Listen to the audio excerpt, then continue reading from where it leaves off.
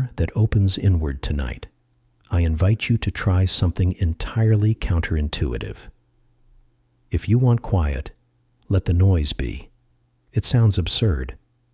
But let me lead you down a dark hallway where every door opens in the opposite direction of instinct. When you push, it locks. Only when you pull toward yourself does it slowly release the latch. You are lying in bed. The light is off. Outside, the sound of cars fades. In the room, there is only breath and the ticking clock. You resolve, tonight I will sleep early. And in that very instant, the mind flares up like a night market. Unfinished tasks, an awkward sentence from the afternoon, an unpaid bill, a drifting memory from years ago. You swat at them like mosquitoes.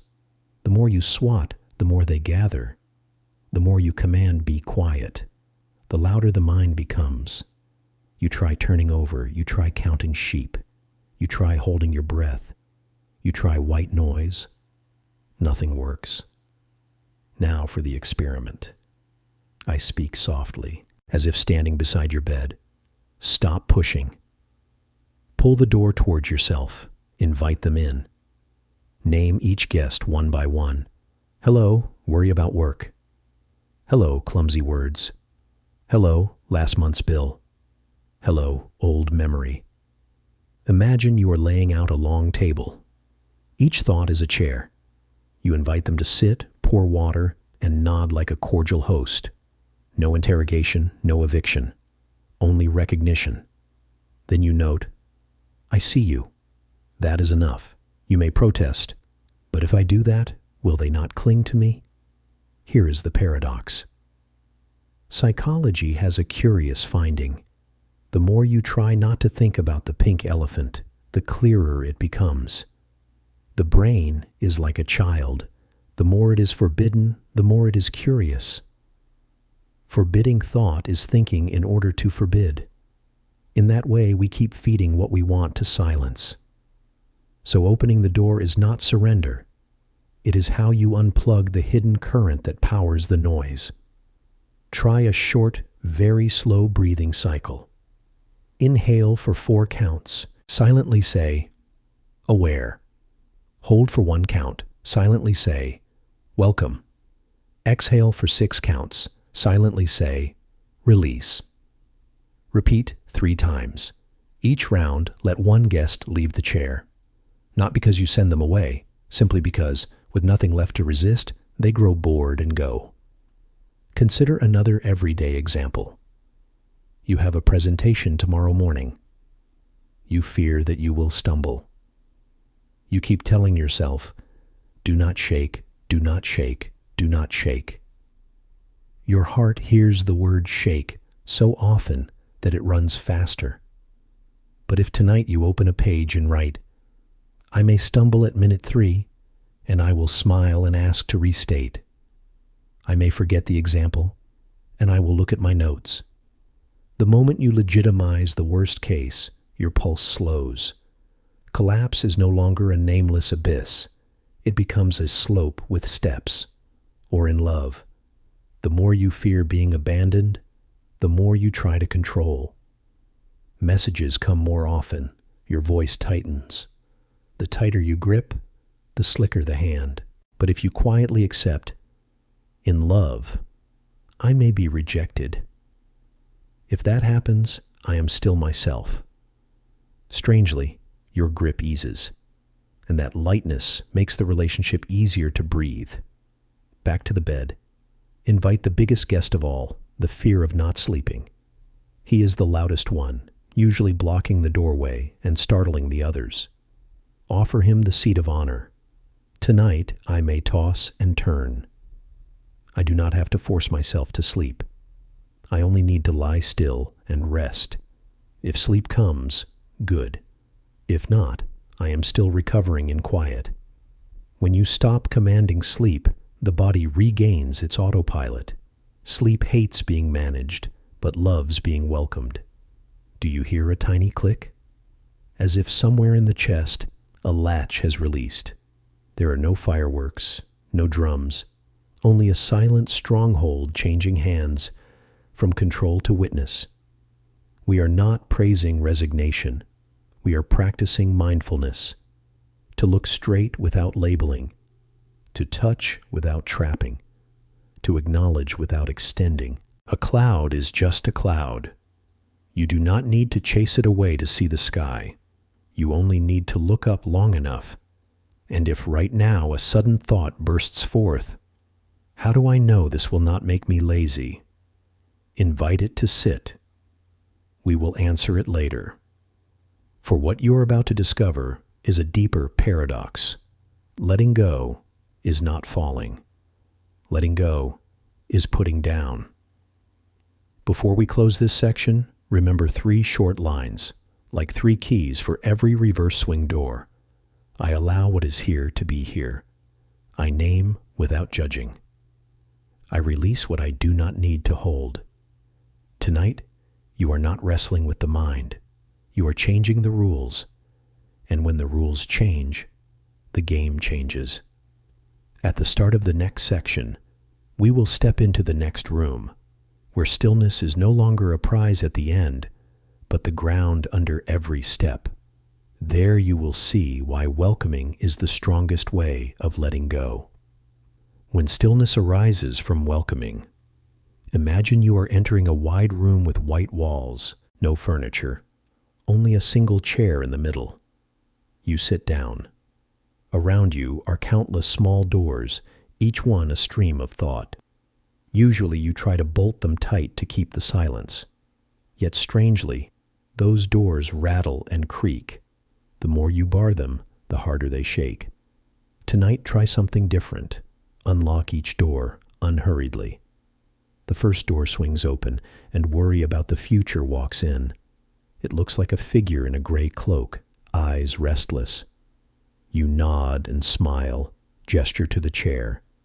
The moment it is accepted, the gray figure stops thrashing. The second door cracks open, and old memories rush in. Perhaps it is a mistake from youth or a broken relationship. It looks like a child in a wet raincoat, shivering. You do not send it away. You take a towel and wrap it. It stops crying. The third door brings in the noise of work, stacked with files, papers, numbers dancing. But when you do not force them to vanish, they stack themselves neatly as if they too are tired. This is the mind's oddity. When you allow every image a place to rest, they stop shouting over one another.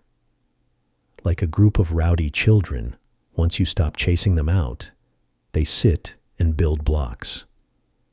Remember the sleep story we just told? When we stop forcing, the body finds its natural rhythm. That is true not only for sleep, it is true for every part of life. Think of a rainy day when you forget your umbrella. If you sprint through the rain, water splashes, your clothes are soaked, your heart races. But if you walk slowly and accept that you will be wet, surprisingly, the rain is no longer an enemy. The drops fall evenly, cool on your shoulders, becoming a gentle music. You are no longer miserable because you are wet. You are simply in the rain. So it is with the mind. The more you run, the more exhausted you become. The more you pause, the more you see. Ah, it is not so frightening after all. In Eastern philosophy, there is a notion called Wu Wei. The ancients did not mean do nothing. They meant not acting against the grain of nature. A river always seeks a path. If you dam it, the water rises and bursts the banks. If you dig a channel, the river flows along gently.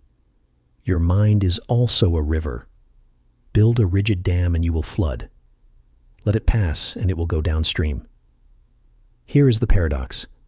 If you want peace, do not fight the noise. If you want lightness, accept even the heaviness. Try a simple practice right now. Close your eyes. Silently say, I allow all thoughts to come. When a thought appears, instead of pushing it away, say, hello. Only that one word, hello, with no judgment, no debate. When you do this, you will notice something remarkable. Thoughts are like lost travelers. They need a greeting, a glance, and then they continue on. It is because you block them that they linger. A story often told in meditation talks. A disciple complained to a master, "Master, when I sit, my mind is wild. I keep thinking of one thing after another. I keep trying to drive them out, and I cannot." The master smiled. "If you try to throw guests out of your house, they will resist. But if you invite them for tea, they will sit a while and leave. The experiment you practice tonight is that invitation to tea. You are turning your mind from a battlefield into a sitting room. Stillness no longer comes from barred doors, but from the art of welcoming and then seeing them off. You may still wonder, if I let every thought be, will I drown in chaos? But notice, at the very moment you ask that, you are also thinking. Rather than prohibiting, answer calmly, "Hello, doubt. I see you strangely." The question lightens. This is the paradox's crest. You do not need to defeat the mind to be at peace. Peace arrives when you stop fighting. Then, amid these eddies, a deeper truth appears. Stillness is not the prize after worries are done. It is the ground already here, waiting for you to put down the load. Picture this. You hold a glass jar filled with water and sand. You keep shaking it, and the sand clouds the water. The harder you shake to make it clear, the murkier it becomes. But set the jar down, leave it be. Slowly the sand settles and the water turns clear. So it is with the mind. Stillness already exists. You do not have to create it. You only have to stop shaking. The evening's open question is this. In daily life, how often am I unconsciously shaking the jar of my mind simply because I fear it is cloudy? And if I dare to set it down, to leave it be, what will change?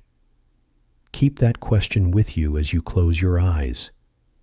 It is the threshold into the next leg of the journey, where you will see that stillness is not just a moment tonight, but can become a way of living each day. When peace becomes a way of life.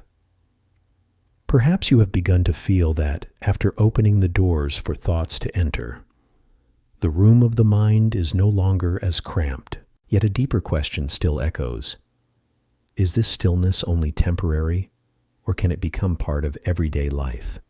To answer, watch the smallest everyday moments. You sit waiting for the bus. Around you, noise, horns blaring, hurried faces. Normally you would pull out your phone, scroll through endless news, trying to forget the discomfort of waiting. But if tonight you learn to welcome, why not try? Put the phone away, take a deep breath, and welcome the waiting itself. Smile at the feeling of, I am not doing anything. Strangely, the restlessness fades, replaced by a calm moment right in the noisy street. Or when you are stuck in traffic. A line of cars, horns pressing, sweat beading. The first impulse is impatience, cursing the crowd. But you can try the paradox. Hello, gridlock. I see you accept that you cannot move faster. When the inner resistance quiets, you notice details that seemed meaningless. A street vendor boy laughing, the last light of day slipping through a gap. Faint music from a shop down the block. Suddenly, what seemed wasted becomes a vivid minute. Western philosophy offers a similar idea, suggested by the existentialist Kierkegaard. Surrendering into anxiety. He believed that anxiety is not something to annihilate, but material from which freedom is found. When you face unease rather than avoid it, you see it as a ripple across the lake's surface. Beneath it, the water remains still. In a sense, The thought experiment you are practicing tonight is a quiet revolution. Instead of fixing the world so the heart can be calm, you learn to let the heart be calm amidst a world not yet fixed. Look at how trees live. A trunk stands firm not because there is no wind, but because it knows how to lean with it. A canopy does not shred in storms because it is supple, trembling with each gust. Humans are the same. Rigidity often breaks, softness endures. So if you want daily peace, you do not need a place without noise. You only need to learn how to sit within noise and greet it with a smile. Then stillness is no longer a destination after a long trip, but a companion at every step. Another example, during an argument. Usually you react at once, eager to defend your view. But if you apply the paradoxical experiment, you can try one breath. As the other speaks, instead of preparing your rebuttal, whisper inwardly, "Hello, anger. I see you." In that instant, you step back from the reflex. You are no longer a victim of the surge. You become the observer. From that stance, you can truly listen and see in the other's words not only attack, but worry, hurt, or a desire to be understood. Debate stops being a battlefield and becomes a bridge. You realize, peace in dialogue also begins with welcoming even the disagreement. Modern life sells us the idea that only when work is finished, money is enough, and relationships are smooth. Then we may have peace. The greatest paradox is this: peace does not come from external conditions, but from inner posture. The more you wait for everything to be enough, the farther you drift from it. The more you open in the midst of lack, the nearer it comes.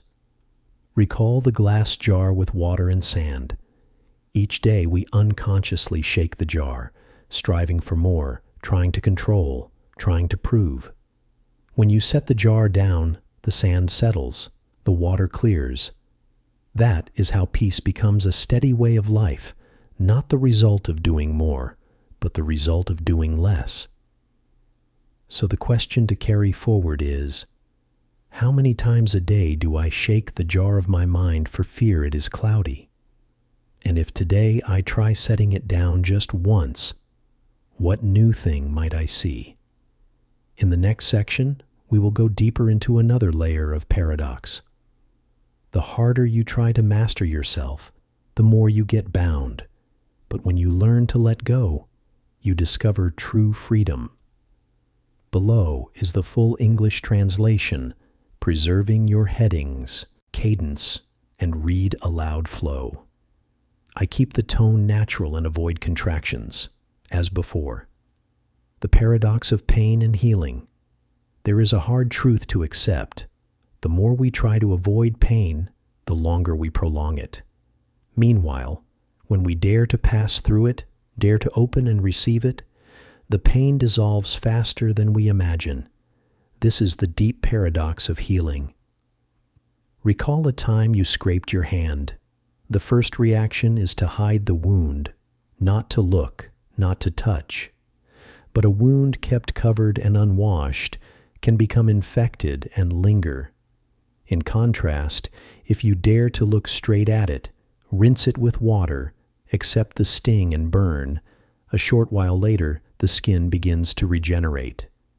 A wound needs light and air to heal, just as the soul needs the light of acknowledgement to recover.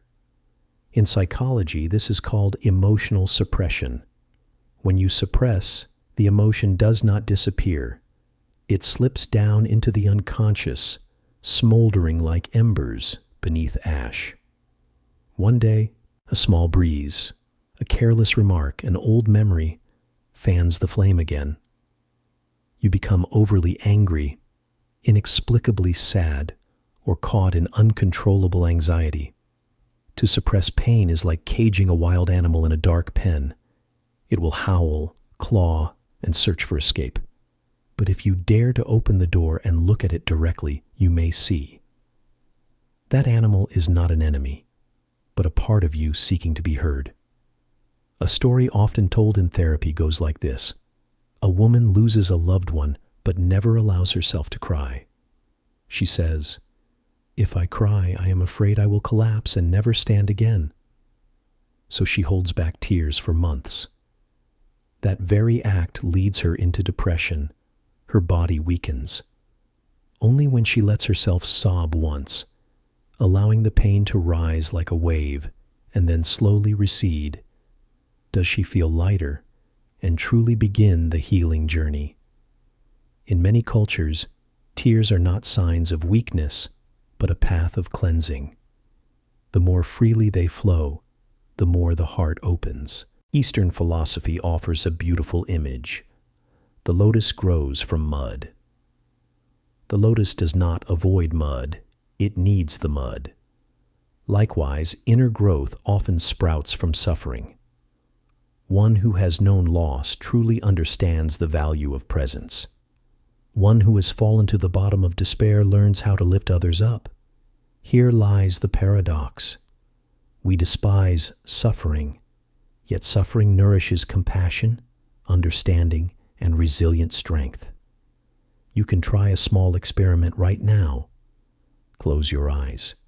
Bring to mind a pain you carry, a broken relationship, a failure at work, or words that wounded you. Instead of pushing it away, whisper inwardly, "I allow myself to feel fully." Place a hand on your chest and feel the heartbeat. Let emotion rise like a wave. You will notice that when you do not resist, the wave does not drown you. It rises and then ebbs. With each ebb, you stand a little steadier. That is the power of walking through pain rather than avoiding it. Perhaps you have heard the saying, "The wound is where the light enters." Indeed, it is the cracks that allow us to open to life. Those who have not suffered often struggle to empathize with others' pain. But a heart that has cracked becomes a refuge for many other hearts. So tonight's question is, what pain am I locking away, refusing to let it speak? And if I dare to open the door, to face it, do I believe that healing will begin from there? In the next section, we will go deeper into this paradox. Why true healing does not come from denying emotion, but from living with it until it softens in your own embrace. When pain becomes a teacher, there is a truth most of us avoid. Pain is not only something to overcome, it is also a quiet teacher. Every wound, every break, carries a lesson we cannot learn in calm weather. Imagine a martial artist. If he only stands on guard and dodges every strike, he will never learn to counter and never become strong. But when he endures a few falls, a few aches, his body learns flexibility and sharpness. Life is a dojo. Pain trains the ability to rise. In the soul, this is even clearer. A child who grows up with lack may become an adult who cherishes small things. Someone who has lost family learns the value of presence and no longer takes love for granted. The paradox is this: what we avoid most often opens the road to maturity. Pain is a mirror. It reflects parts of us we prefer not to see: weakness, dependence, a fragile ego. Yet when we dare to look into that mirror, we begin to truly understand ourselves. An old tale says, a young man always complained that life gave him too much suffering. One day, he sought a sage and asked, "Why does God allow me to endure so much injustice?" The sage led him to a forge and pointed to a bar of iron glowing red. "See, a bar becomes a sword only after fire and hammer blows. Kept intact, it would remain a useless bar." Hearing this, the young man fell silent. He realized that suffering is not to destroy, but to shape the soul anew. In modern psychotherapy, this process is called post-traumatic growth. Many studies show that after great upheavals, loss, illness, or collapse, some people do more than recover. They discover a new layer of meaning. They live more honestly, cherish each day, and open to help others. Pain becomes the material from which they build a deeper life. Return to yourself. Perhaps you failed at work and felt worthless. From that, you learned patience and how to rebuild. Perhaps you were betrayed and realized you must learn to love yourself before expecting love from another. Pain is a strict teacher. It does not instruct with sweet words, but with demanding exams. Yet once you pass, the lesson is etched in your blood and cannot be erased. Try a brief exercise. Recall an old pain you have moved through. Ask yourself, if that event had not happened, what would I never have learned? Write the answer down. You may be surprised to see that wounds have given you deeper compassion, greater courage, or a new view of life's meaning. Eastern philosophy often emphasizes suffering is the gateway to wisdom. The Buddha taught that no one can avoid suffering, but by seeing it clearly, suffering becomes the key to awakening. Just as the lotus blooms in mud, wisdom grows in adversity. The paradox is this: we try to banish pain, yet we desire growth. In truth, these cannot be separated. Without darkness, we cannot know light. Without fracture, we cannot know the value of wholeness. Tonight, if your heart still holds a wound, instead of trying to forget, whisper, "Hello, teacher of pain. I am ready to hear the lesson you bring." When you call pain teacher, it ceases to be an enemy. It becomes part of your path of growth. And in that moment, healing truly begins. The closing question for this section: if pain is a teacher, what is the greatest lesson I am being given now? And am I brave enough to learn it instead of continuing to run? In the next part, we will turn to another paradox. The more we chase happiness, the farther we stray from it. But when we stop chasing, happiness quietly appears. Short-term happiness and long-term meaning. If in the previous part we saw that happiness cannot be pursued directly, here we go deeper. What we truly need is not instant happiness, but lasting meaning. This is the next paradox. Sometimes the pursuit of happiness makes us unhappy, while stepping into difficulty brings a steadier peace. Recall a moment of greatest pride. Perhaps it was completing a hard project, caring for a sick relative, or overcoming a major trial. Were you happy in that moment? Yes, but not with the light, immediate pleasure of a slice of cake or a favorite song. It was a happiness mixed with fatigue, even tears. Precisely for that reason, it was steadier, deeper, and unforgettable. Psychologists distinguish between pleasure and meaning.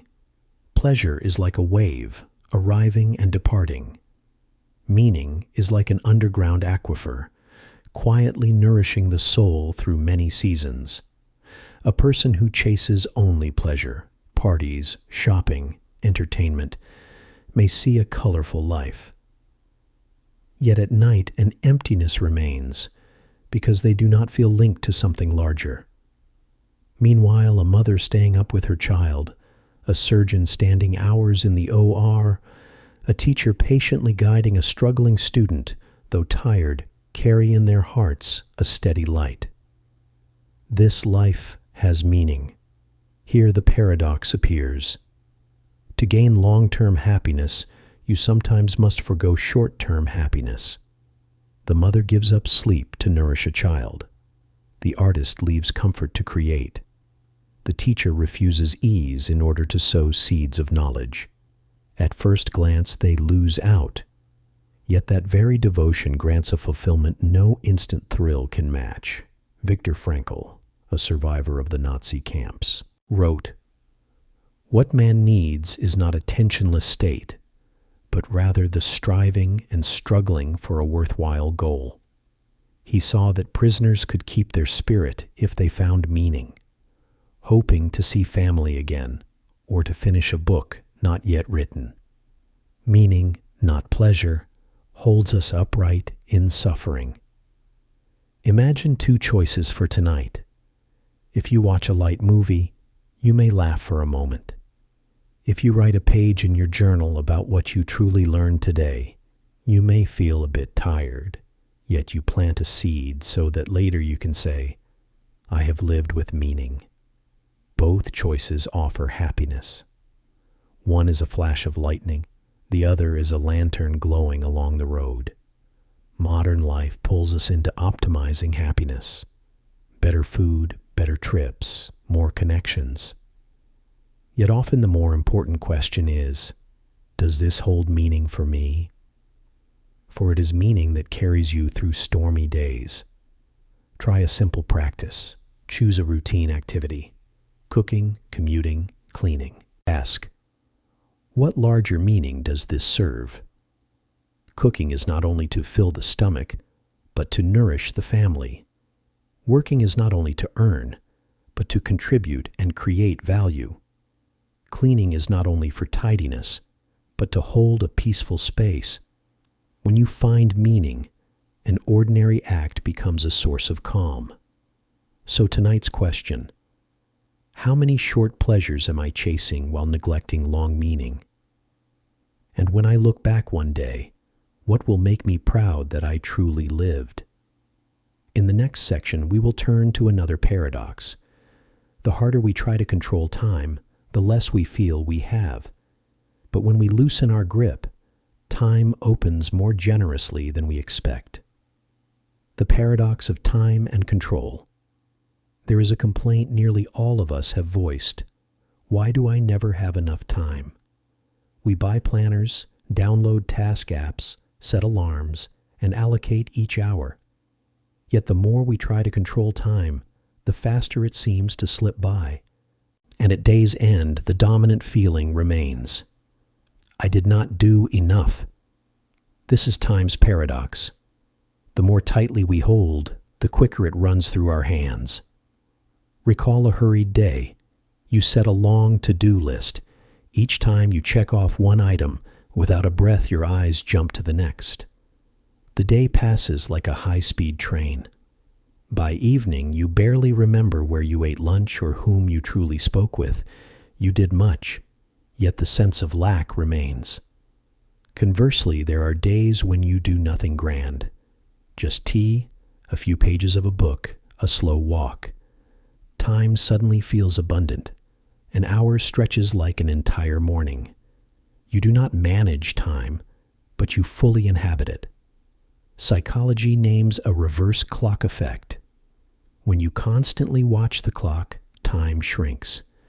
When you immerse in experience and forget the clock, looking back, you find many memorable moments.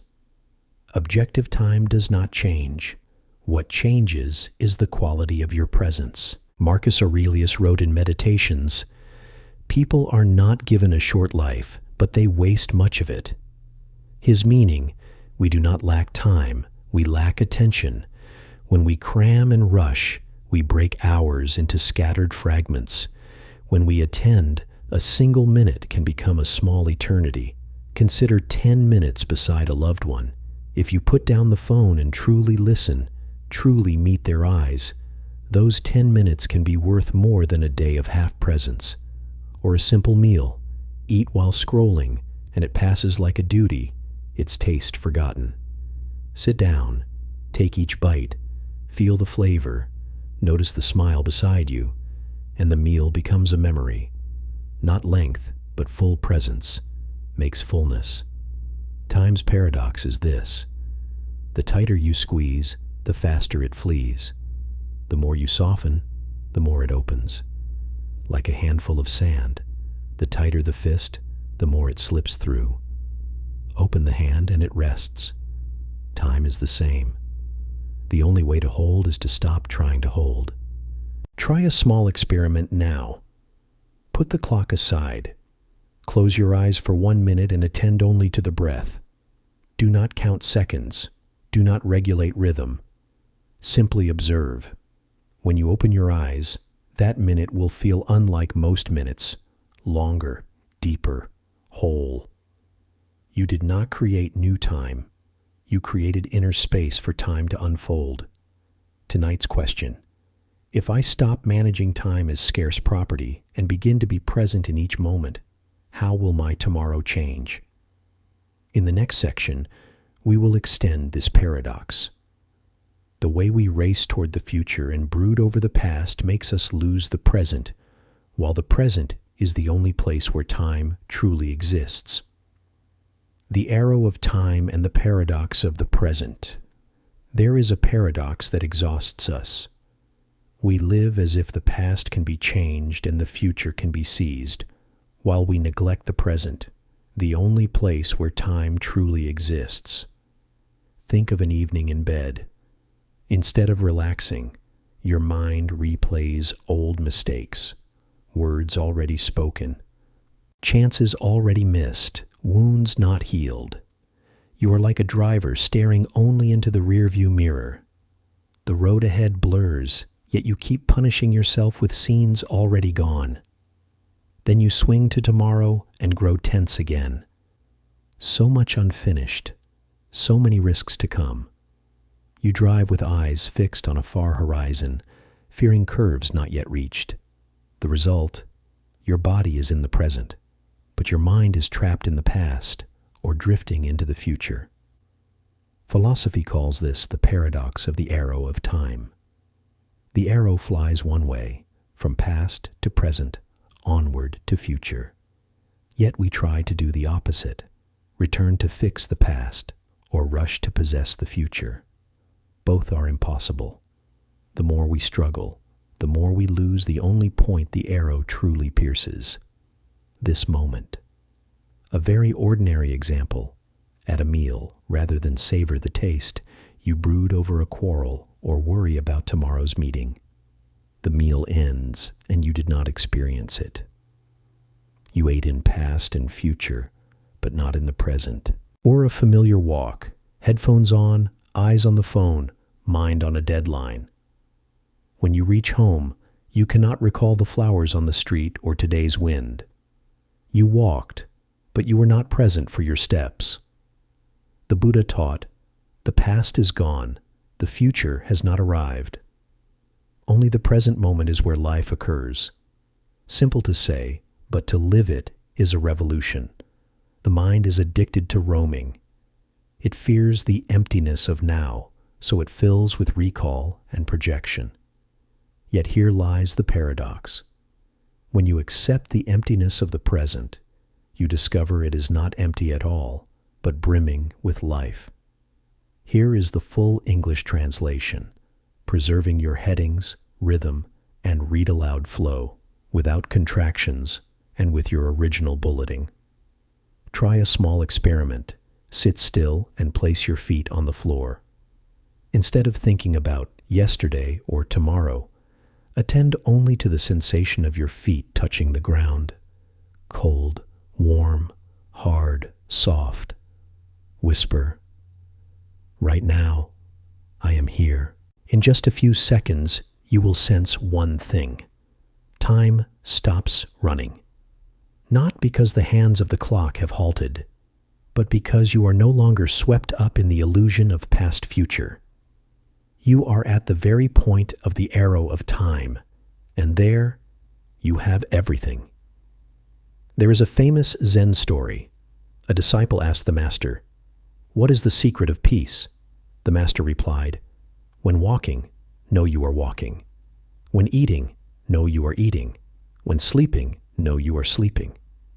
The disciple was surprised. "Is that all?" The master smiled. "Yes, that is all." But hardly anyone truly does it. We keep thinking peace is a far-off treasure. In truth, it is simply a return to what is happening right before our eyes. So tonight's open question is, how much of my life am I living in the present? And how much among the ghosts of the past or the mirages of the future? If you dare to answer honestly, you will see. The stillness you seek is not far away. It is right here, in each breath, in each step, in each look. In the next section, we will enter another paradox. The more we demand certainty, the more anxious we become. Yet when we accept uncertainty, we are truly free. The paradox of certainty and freedom in uncertainty. Human beings always crave certainty. As children, we want to know our scores, what we will study, whether we will have a steady job. As adults, we want to know if a relationship will last or break, how our health will be, whether tomorrow will bring upheaval. We cling to weather forecasts, financial plans, and personal schedules like lifebuoys on a turbulent sea. Yet here is the paradox. The more we want certainty, the more anxious we become. The more we accept uncertainty, the freer we are. Recall waiting for an exam result or an interview outcome. That uncertain stretch leaves you restless, heart racing, mind spinning with scenarios. What if I fail? What if I pass? You scan for every sign to predict. The interviewer's eyes, the questions asked, friends' encouragement. No matter how hard you try, you cannot be sure. In truth, the more you try to know in advance, the more you lose sleep and sink into anxiety. Others choose differently. I have done my best. Let the result come as it may. In that letting go, they feel lighter. The outcome may not change, but their inner state has. They are no longer slaves to uncertainty. They have accepted it as an essential part of life. Kierkegaard called uncertainty the dizziness of freedom. Standing at a high cliff, you feel faint not only from fear of falling, but from knowing you could jump at any time. That dizziness is the essence of freedom, wide open, unbounded, and thus unsettling. If you learn to stand steady within that dizziness, you truly taste the freedom of choice. Look to nature. A small seed that falls to earth has no certainty it will become a tree. Birds may eat it, drought may wither it, storms may strike. Yet that very uncertainty gives it the chance to grow strong. If seeds sprouted only when safety was guaranteed, forests would not exist. So it is with us. Risks and the unforeseen are the soil of growth and creativity. There is a paradox in love. Many fear losing the one they love and try to control. Constant calls, jealousy, surveillance. They think control brings certainty. It suffocates love, makes the other feel trapped and withdraw.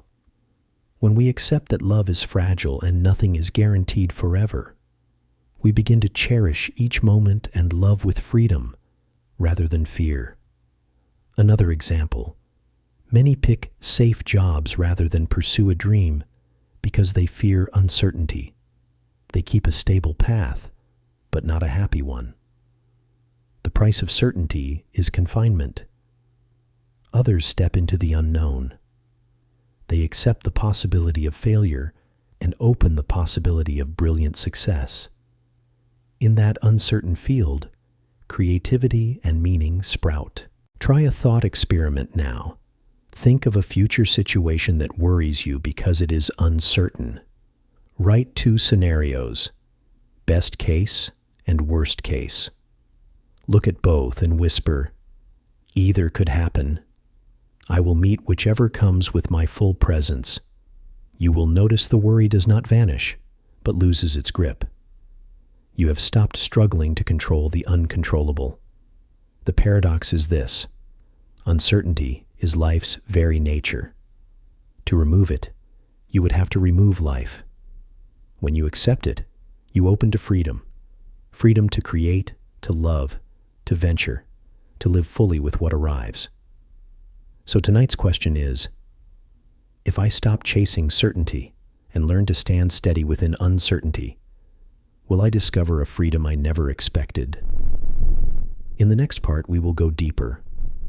How to make uncertainty a companion rather than an enemy that exhausts us. Making uncertainty your companion. If we have seen that craving certainty shackles us, here is the next step: how to befriend uncertainty rather than fight it. Imagine rowing a small boat on the open sea. Waves, currents, storms, none within your control. If you try to control the ocean, despair follows. If you learn to ride the waves, read the currents, know when to ease and when to pull, the sea is no longer so frightening. The ocean is still vast, but you are now part of it, not its opponent. Life is the same. Uncertainty cannot be eliminated. If we regard it as a traveling companion, one that reminds us we are not omnipotent while offering us adventure, then uncertainty becomes background music, not static. Modern psychology calls this psychological flexibility. Such people do not cling to a single script. They adapt as conditions change. They do not wait for certainty to act. They act amid the fog. That flexibility lets them adapt, create, and live more lightly. When the pandemic hit, many businesses failed because they had only one way to move. Others pivoted quickly. Small eateries launched delivery. Traditional teachers tried online classes. Performers streamed shows. Uncertainty opened new paths for those who stepped into it. Art gives a beautiful image. In jazz, improvisation is core. The musician does not know the next phrase. That uncertainty makes the music alive, each performance a one-of-a-kind piece. If every note were fixed, music would be rigid. So it is with life. The unexpected turns weave a vibrant score. How to befriend uncertainty? Rename it. Instead of danger or risk, try possibility or opportunity. A closed door may hide peril, but it may hide treasure. Change the label, and you open to experience. Practice mindfulness. Uncertainty drives the mind into the future to forecast. Return to the present, breath, steps, the task in hand, and see, in this moment, you are all right. The future has not arrived. The past is gone. Only this moment truly exists. Remember your past. How many times did you fear something that later proved not so bad? Uncertainty brings not only hazards, but unexpected gifts. Ajahn Chah told a story. He held up a glass and said, "To me, this glass is already broken. I know one day it will fall and shatter. Precisely because I know it is already broken, when I drink I see it as beautiful. When I tap it, I hear a clear ring, and when it breaks, I smile. That is its nature. Such seeing is how we live with uncertainty. Recognize fragility, then love each moment fully." The paradox. When we stop demanding certainty, we do not lose safety. We find a deeper safety, safety in acceptance. Nothing can take away your capacity to be present and to love, even in chaos. Carry this question tonight. If uncertainty is always my companion, how will I walk so that each moment becomes an adventure rather than a threat? In the next section, another paradox. The more we flee fear, the larger it grows. When we face it, it proves much smaller than imagined. The paradox of fear and facing. There is an old paradox we all know. The more we run from fear, the more it clings. When we face it, it shrinks. Think of a child afraid of the dark. When the lights go out, the child pulls the blanket tight, trembling, imagining a monster under the bed. The more the child avoids, the bigger the fear. But if someone holds a hand, turns on a flashlight, and looks beneath the bed, there are only a few dusty boxes. The monster vanishes, not because it ceased to exist, but because the light of facing dissipated the illusion. Adults are the same. We fear failure, so we delay. We fear rejection, so we keep quiet. We fear loss, so we cling. Running is what makes fear grow, casting a shadow over every choice. Psychology names fear of fear. We fear not only the event, but the feeling itself. Panic sufferers fear their racing heart, their short breath, their shaking hands. If they learn to observe, this is just a heart beating, this is just lungs working hard, the panic eases. Fear does not kill us. Fleeing the feeling drains us. A famous experiment exposed arachnophobes to spiders gradually. Pictures, then real spiders behind glass, then a hand approaching. Finally, a spider crawling on the hand. The initial revulsion faded into calm. The lesson: gradual exposure shrinks fear. Avoidance inflates it. Eastern wisdom puts it differently. The gate of liberation stands where you fear the most. Fear is a locked door with treasure behind it. Turn away and the treasure stays far. Approach, touch the handle, open, and you see not an abyss, but light. A daily example: fear of public speaking. Avoid and the fear swells each time. Say, yes, I will shake. Yes, my voice may crack, but I will speak. And you discover the audience is not so scary. They are people listening. In that instant, fear contracts and you take the lead. In love, you fear rejection. So you never confess. Each day adds regret. Speak once with courage. Whatever the outcome, you feel lighter. Fear has power only in the dark. Bring it into light and it loses its sting. Try a small practice. Name a specific fear: losing a job, being judged, failing a plan. Write, what is the worst that could happen? Then write, if it happens, how will I respond? You will see the worst is seldom as terrible as imagined. It is not the end, but another beginning. Here lies the paradox. Fear is a map. It points toward where you must go to grow. Walk into the fearful land, and you will find hidden strength. Turn away, and you feed your own shadow. Tonight's question: what fear is steering my life? If I face it once instead of avoiding it, how might my life change?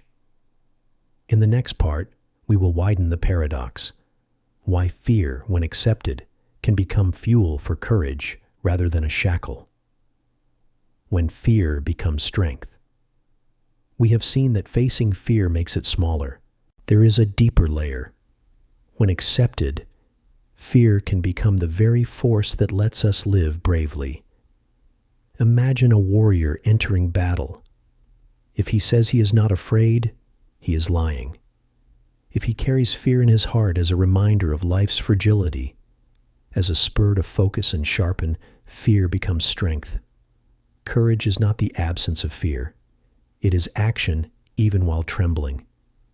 So in ordinary life, one who fears failure yet starts a venture and learns step by step often goes farther than one who never tried. One who fears loneliness yet opens to a relationship has a chance to find real love. Fear shifts from blocker to teacher. Psychology describes approach-avoidance conflict. Instinct tells us to avoid what we fear. Reframe fear as a sign that something important is here, and we choose to approach. You fear presenting because you care what others think. The fear proves it matters. Therefore, because it matters, I must do it. Eastern wisdom says, where fear lives, treasure also lives. Fear guards a door. Beyond it are freedom, potential, and growth. You must walk through the shaking. Running away tightens the lock. History shows the same. If humans had feared the dark and never left caves, there would be no civilization. If explorers had feared the seas and refused to sail, our maps would be blank. If scientists had feared failure and never tested, we would have no medicine, technology, or electric light. Every great step came from those who turned fear into creative energy. How to turn fear into strength? Name it. I am afraid of failing. Now the fear is concrete, not a shapeless fog. What is a name can be addressed. Ask what it wants to remind you. Fear of failure says, prepare well. Fear of loss says, cherish now. Fear of rejection says, you long to connect. Fear is a signal, not an enemy. Act small while trembling. Do not wait to be fearless. Act with fear. Each small act whispers, I am stronger than my ghost. A story. A young monk feared the roars of beasts while walking in the forest. His teacher said, tomorrow go deeper to where you fear most and sit. He went. At first, heart pounding and sweating. Gradually the forest was quiet, the roars only distant echoes, and fear thinned into a breeze within his breath. He learned that fear grows when we turn our backs. When we face it, it becomes passing wind. Thus the paradox. When faced and accepted, fear becomes a compass. On the far side lies freedom, joy, and growth. Tonight's question, if fear is knocking at my heart, which way is it pointing me? Will I step forward and make it my strength? In the next section, we move to another paradox. The more we try to control others, the more we lose connection. When we release control, true closeness appears. The paradox of control and connection. Few things bring as much suffering as relationships. We love, we care, we want the other to stay. From love, we begin to control. Here is the paradox. The more we try to control others, the more we lose true connection. When we let go of control, connection can grow. Picture a couple. The husband fears his wife will change, so he checks her phone, scrutinizes her words, polices her contacts. He thinks he is keeping love. In truth, control plants suffocation in her heart. Love becomes a cage, and the bird within seeks escape. A healthy bond is not chains, but voluntary choice. The other stays not because held, but because willing. This is love's paradox. The more you release, the more you keep. The more you clutch, the more you lose. Friendship too. Some demand, why did you not text me first?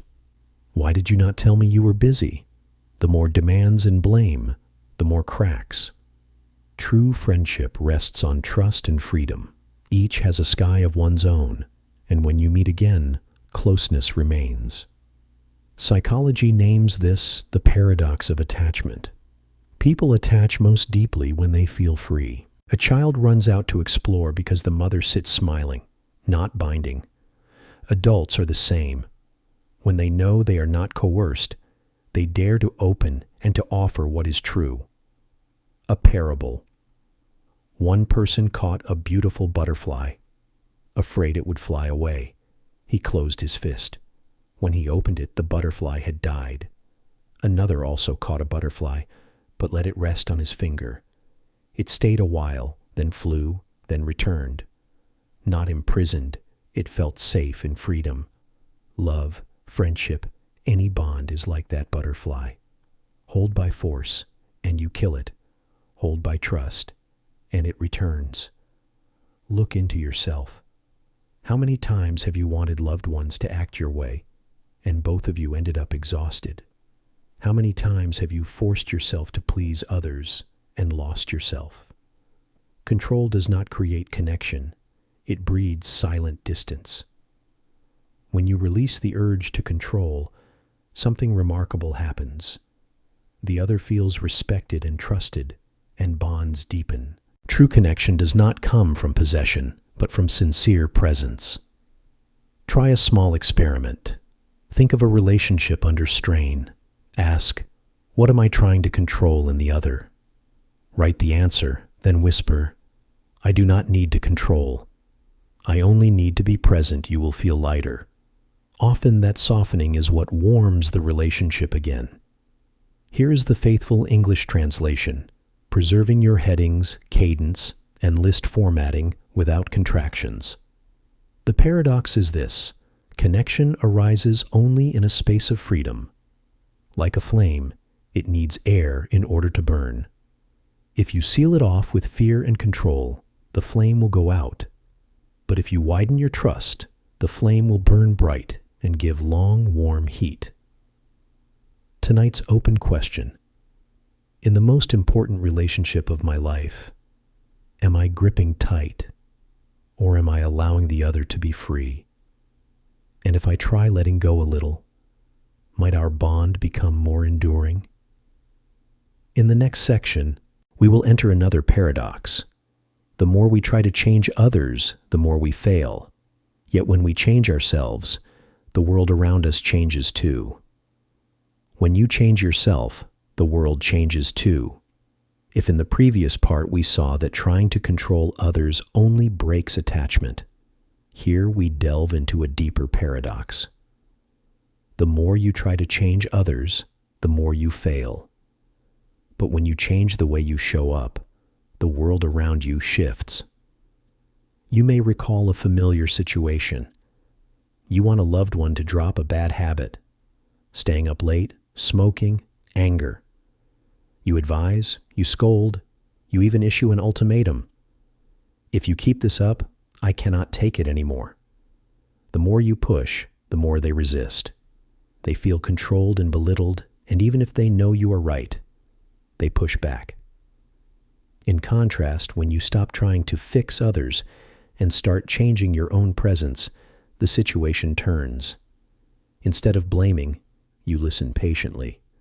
Instead of lecturing, you live as an example. The other sees your calm, your maturity, your steadiness, and that is the real inspiration for self-change. Psychology calls this the mirror effect. Our emotions and attitudes influence others more than our words. A child will not heed lectures on kindness from a parent who is constantly irritable. But if the parent lives with love and patience, the child learns naturally. Change yourself, and the nearby world changes. An old tale of Laozi. A student asked, "Master, how can I change the world?" Laozi smiled. "If you wish to change the world, begin by changing a nation. To change a nation, begin with the family. To change the family, begin with yourself. And to change yourself, begin with the heart." The world seems vast and unchangeable. Yet the paradox is this: when we turn inward, the outer world begins to move. In modern life, you can see this clearly. A perpetually tense, complaining colleague exhausts the whole team. If one day that person decides to change, breathing more slowly, speaking more gently, remembering to smile, the atmosphere shifts. No one ordered them to change. The inner shift ripples like rings in water. In love, the more you try to mold someone into your ideal, the more conflict grows. If you adjust yourself, soften expectations, listen, give, you may be surprised to see the other become gentler too. It is like a dance. If you change the rhythm and steps, you necessitate a change in your partner so that you do not trip. You do not drag them. You change yourself. Harmony arises not by force, but by resonance. How to begin? Stop blaming. When you see a problem, instead of "they must change," ask, "How can I act differently?" Live as a mirror. If you want calm, practice calm. If you want kindness, begin with your own words and deeds. Trust the ripple. A small change, how you breathe, smile, listen, can transform an entire relationship. There is a beautiful paradox. When you stop trying to change others, they begin to change. Without pressure, they are free to be themselves, and in that freedom, they truly grow. Tonight's question: is there a relationship where I am wasting energy fixing the other when the only necessary move is to turn back and change myself? In the next section, we meet a new paradox. The more we try to possess, the more we feel lack. But when we let go, we feel abundance. The paradox of possession and letting go. Perhaps never before have humans held so many things: finer homes, fuller closets, smarter devices. Yet the painful paradox is, the more we try to possess, the more we feel we lack. When we learn to release, we feel complete. Imagine holding a cup of water. When it is half full, you worry, I need more, or it will not be enough. You fill it, then want a spare jug. With a jug, you think of a barrel. Finally, the worry never ends because your mind is shackled to, is it enough? At the very point of having the most, you fear losing the most. Meanwhile, another person holds half a cup and smiles. This is enough to quench my thirst. Instead of fretting over how much is enough, they savor what is here. Strangely, that sense of enough brings real abundance. Psychology names a scarcity loop. When we believe we are not enough money, time, love, we strive to grab more. That striving reinforces the belief of lack. Round and round it goes. We are not bound by outer scarcity as much as by an inner not enough. Eastern philosophy offers a key word: letting go. Letting go does not mean throwing away everything to become destitute. It means stopping the clutching, stopping the identification of self-worth with what we hold. You may have assets without letting assets own you.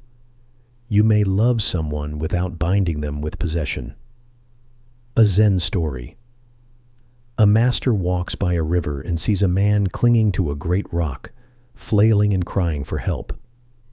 "Why not release the rock?" asks the master. The man looks puzzled, then slowly opens his hands. The rock sinks and he surfaces, gasping for air. Our suffering is like that. Often the weight is not the world outside, but our grip. Look around. Some always want to buy and stock more, fearing tomorrow's lack. The more they have, the more they fear loss, the more uneasy they become. Others live simply, with fewer things and fewer wants, and are at ease. They cannot lose much because they do not cling. In that freedom, they are rich in another way, rich in spirit. Try a small experiment tonight. Choose one item you rarely use but keep just in case. Place your hand on it and whisper, "Thank you for serving me." Decide to release it. Give, sell, or discard. You will notice a new space opening not only in your room but in your mind. That release gives a lightness no purchase can buy. Here is the paradox. The more you possess, the heavier the heart. The more you let go, the lighter the heart.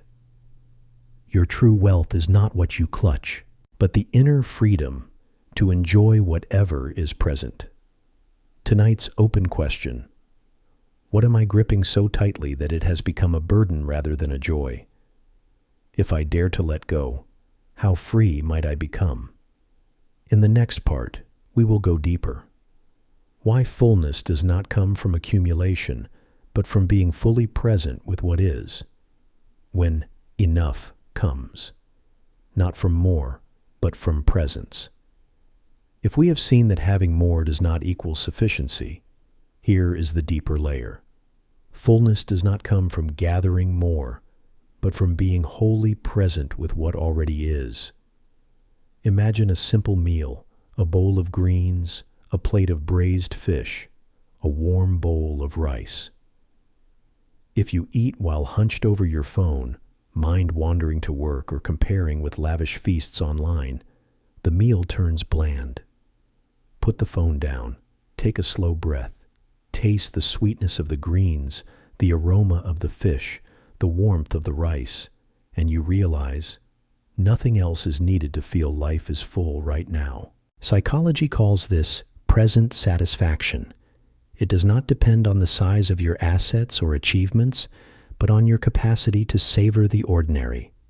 Those who can be present in each moment often report higher happiness, even with modest means. Laozi said, "To know enough is wealth." Wealth here is not the wallet, but an inner life no longer driven by endless craving. When you sense the present is enough, You cut the loop of the more I want, the more I lack. Look around. A child can play all afternoon with a leaf and a pebble. No comparisons, no wanting more, and so they enjoy completely. Adults forget this capacity. We stand in grand nature, yet think only of taking perfect photos to post. We sit beside loved ones while our minds juggle unanswered emails. Thus we miss the enough right before us. A small Zen exchange. A student asked, "Master, how long must I practice to attain peace?" The master said, "If you always look outward, a lifetime will not suffice. If you return to this breath, you have it at once." The truth peeks through. Fullness is not ahead. It is in the instant you recognize you are alive. Try a brief practice now. Place a hand on your chest and feel your heartbeat. Whisper, "I am breathing. I am alive." Look around and find one simple thing to be grateful for. The lamp's glow, wind at the window, the blanket's warmth. In seconds your heart softens. Nothing new has been added, yet you feel the fullness present. Here's the paradox. We think we need more to be happy, but we need only to awaken to the happiness already here. Fullness does not come from more, but from seeing more clearly. Tonight's open question. If in this very moment I already have all I need to feel at peace, what am I still chasing? And if I stop, what will happen? In the next section, we enter the final paradox of the journey. The more we chase the ego to assert who I am, the more lost we become. But when we loosen the ego, we find deep stillness. We become more lost, but when we loosen the ego, we find deep stillness. Observe an ordinary day. You wake and look in the mirror. A voice in your head asks, "Do I look all right? What will people think of me?" You go to work. The ego whispers, "Will the boss acknowledge me? Do colleagues respect me?" You return home. It is still not quiet. Am I a good friend, a dutiful child, a successful person? All day, the ego is a little speaker in the mind, broadcasting. It demands, compares, judges. The more we listen, the farther we drift from stillness.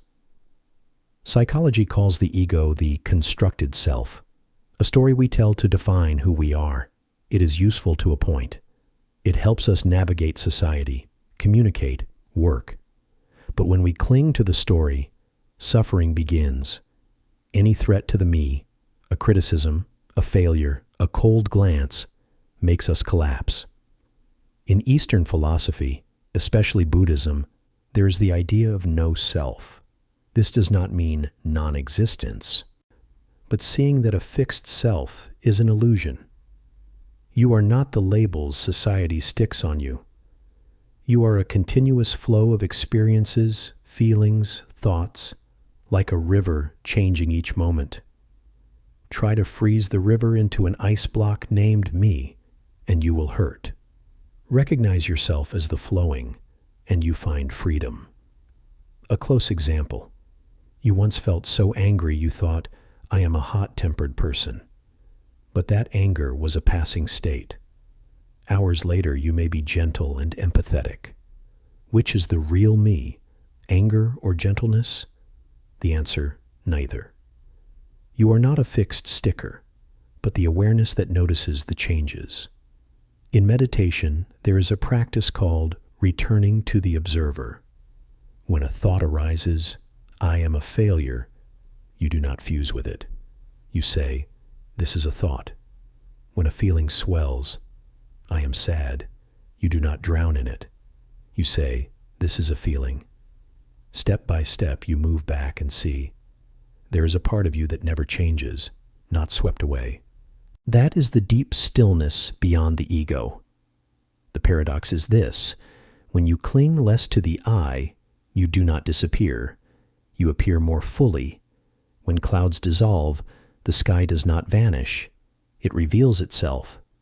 As the ego quiets, you worry less about who I am in others' eyes, and you are free to live true. In that simplicity, you find a peace no success or fame can grant. Try a small exercise. Sit quietly and close your eyes. When a thought appears about work, love, self-image, name it simply thought. When a feeling appears, joy, sadness, anxiety, name it feeling. Continue and notice, you are not the thoughts or feelings. You are the quiet observer behind them. Tonight's open question: if I am not the story I tell about myself, who am I? If the ego is but a wave, what is the silent, deep ocean within me? In the next section, we will go deeper. The fading of the ego is not a loss, but the opening of a boundless space, where complete peace appears. When the ego dissolves, boundless space opens throughout life, we think. If the ego dissolves, we will lose everything: personality, will, identity. The profound paradox is the opposite. When the ego dissolves, nothing essential is lost. Rather, a boundless space appears where stillness and perfect peace dwell. Imagine gazing at a starry sky. If you focus on one star, it seems small, fragile, easy to snuff out. When you stop clinging to a single star, the whole sky appears. The ego is like a star. It shines, but it is not the whole. Release identification with that one star, and you become the vast sky. In Buddhist philosophy, this state is called nirvana, ultimate stillness. You do not vanish. The tight identification with me vanishes. You are no longer dragged by the tides of emotion, dependent on others' opinions, anxious over win or loss. You become the pure witness, serene amid change. A Zen story. A disciple said, "Master, I fear that if I lose myself, I will no longer be me." The master smiled, filled a teacup to the brim, and kept pouring. Tea spilled everywhere. "Yourself is like this cup," he said. "When it is full, nothing more can enter. Pour some out, and you have room to receive the ocean." This is the essence of letting go of the ego, not disappearing, but expanding. Modern psychology often calls this the flow state, when you merge completely with an activity and forget yourself and time. An artist painting, a musician playing, an athlete competing in those moments. Here is the faithful English translation, preserving your headings, cadence, and list formatting, and avoiding contractions. The I disappears. Only life itself keeps flowing. And the paradox is this: when you no longer think I am happy, you experience the deepest happiness. When the ego quiets, stillness appears. Not the artificial stillness of a soundproofed room, but a foundational stillness, what is always present even amid noise. It is like the ocean. The surface may heave with waves, but the seafloor is always calm. When you are no longer dragged by the ego, you touch that depth. Try a small practice. Sit quietly, close your eyes. When a thought appears about work, money, reputation, whisper, "Not me." When a feeling appears, joy, sorrow, anger, whisper, "Not me." Then listen to the open space after all those labels. That is you, the pure presence, without a name. The greatest paradox is this: when the ego dissolves, you do not vanish. You become everything. You are no longer confined within the narrow story of who I am, but merge with the vastness of life. The bird song outside the window, the breath in the chest, the light of morning. Everything is you, and you are everything. Tonight's open question: if I stop clinging to the story I am, what remains? And if what remains is stillness, might that be the treasure I have been seeking all along? In the final part, we will close the journey with an epilogue, a quiet aftertone where all paradoxes dissolve. leaving only simple, sufficient presence. But in that moment, you no longer try to hold the waves, no longer wish the wind to stop, no longer want the sun to slow down. You simply breathe and let everything happen. And precisely when nothing needs to change, you realize everything is perfect as it is. In Eastern philosophy, this is called the way, the path of going with what is. In Buddhism, it is abiding, stopping and living in the present. In Zen, it is the empty mind, no clinging, no holding, no rejecting. Different words, one spirit. When we stop wanting more, stop wanting different, we return to the stillness that has always been within. A very short Zen story. A disciple asked, "What is the supreme peace?" The master replied, "Sit down, drink tea." The student was puzzled. "Only that?" The master smiled. "Yes, only that. For if you cannot be at peace while drinking tea, you will not find it anywhere else." Meaning, the end of the journey is not something grand, but the ability to be complete in each simple moment. Try sitting quietly for a bit. Close your eyes, take a deep breath. Feel the air enter and leave. Notice the smallest sounds around you, the fan, the insects, a distant car. Sense also the silence between those sounds. Then whisper softly, "I am enough." Only 3 words, but if you let them sink deeply, you will notice something strange. Every craving, every flight, every straining begins to ease. And in that easing, you no longer need any further answers. The final paradox is also the simplest truth. We do not have to solve every paradox. We only have to live with them with a quiet heart. Like a lake, not because the waves are gone, but because the lake is wide enough to hold everything and still keep its peace. So the final question for you, which is also an opening rather than an ending. If right now I release every thought of past, future, and ego, what remains? Let that question ring within you like a quiet aftersound once the bell has faded. For sometimes it is in the wordless space that we find the deepest answer. And if you drift into sleep tonight, let all the paradoxes you have heard become a thin mist. No need to remember, no need to explain. Stillness is not something to understand, but something to live. Imagine an ordinary evening. You are sitting in your familiar room. Warm light brushes the wall. The clock ticks steadily, and you think nothing special could happen. Yet if a voice whispered, "Within the next 3 hours, everything you believe about reality, happiness, and yourself may be shaken," what would you do? Would you switch it off to keep the safety of the familiar? Or would you grow curious, stay seated, and accept a journey strewn with paradoxes? The thought experiments you are about to hear are not dry puzzles. They are like mirrors reflecting what we took for granted. You thought you knew reality, freedom, life's meaning, or the self. The paradox is that the more certain we are, the more easily we discover that foundation is fragile. Like a house that seems sturdy until a light knock reveals the hollow inside. Some questions will make you laugh. Some situations will give you chills.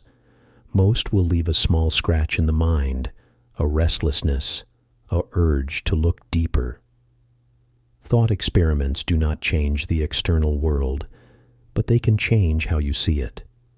And sometimes, a change of perspective is enough to ensure that life will never be the same. Think of a morning when you wake and look around the room. You assume what you see is real.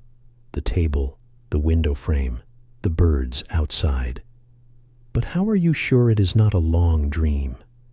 A person inside a dream rarely knows he is dreaming. A person in a virtual world believes it is reality. What proof do you have that everything around you right now is real. The first paradox appears the moment you hear that question. If you cannot be certain, what keeps life going? You might say, I do not need to know. It is enough that I feel it. Then a voice echoes, can what you feel be trusted? Thus the path of doubt opens, not a destructive doubt, but a creative one, peeling back curtains so you glimpse that there may be more layers of reality behind us. In the next 3 hours, you will be invited to sit, breathe slowly, and step into scenes that are strange yet weighty enough to trouble philosophers, scientists, and ordinary people for centuries. These questions will not hand you final answers. They are torches that light dark corners of your mind, the places you never dared enter. Frightening, yet alluring. No one leaves this journey unchanged. Some beliefs may wobble. Your heart may feel lighter as burdens loosen, or you may simply sense something small, that the world is not as simple as you thought. That is enough to plant a seed. Over time it sprouts, grows, and quietly rewrites how you live, love, and face yourself. Will you go on? Look back at your life. As a child, you were taught that the world runs on certainties. Parents said fire is hot, water is cool, the sun rises in the east and sets in the west. School told you 1 + 1 always equals 2. Apples fall because of gravity. Truth is undeniable. You grew up inside those beliefs like a boat moored in a safe harbor. Thought experiments cut that mooring. They push your small boat to sea, into waters without clear shores. Instead of answers, they throw questions. Instead of soothing, they unsettle.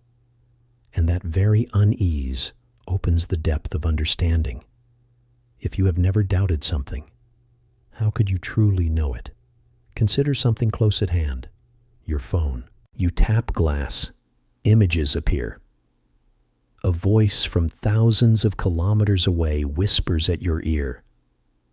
So natural you forget that this is a miracle your ancestors could not imagine. Bring someone from 500 years ago to the present, and they would be certain you were using magic. What is obvious to you now would be impossible to them. Are you sure that 500 years from now, your descendants will not laugh at what you believe today? Here is the crux. Reality is not fixed. It shifts with viewpoint, time, and context. Thought experiments shock us because they strip the familiar shell and force us to face the space behind it. Rather than destroying us, they offer a chance to see that truth may not lie in concrete walls, but in the cracks where light slips in. Remember your last cognitive jolt?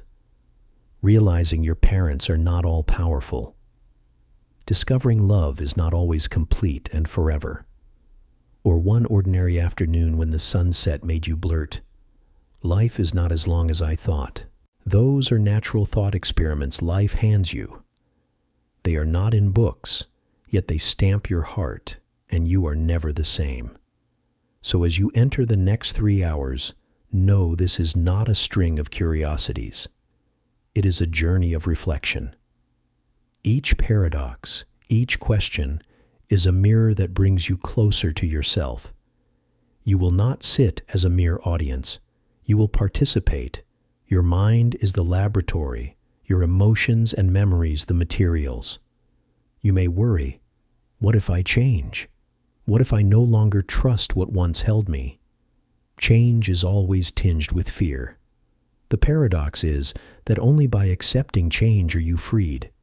A snake must shed its skin. Painful, but it grows. So do we. Perhaps one small idea among the experiments to come will be your own metamorphosis.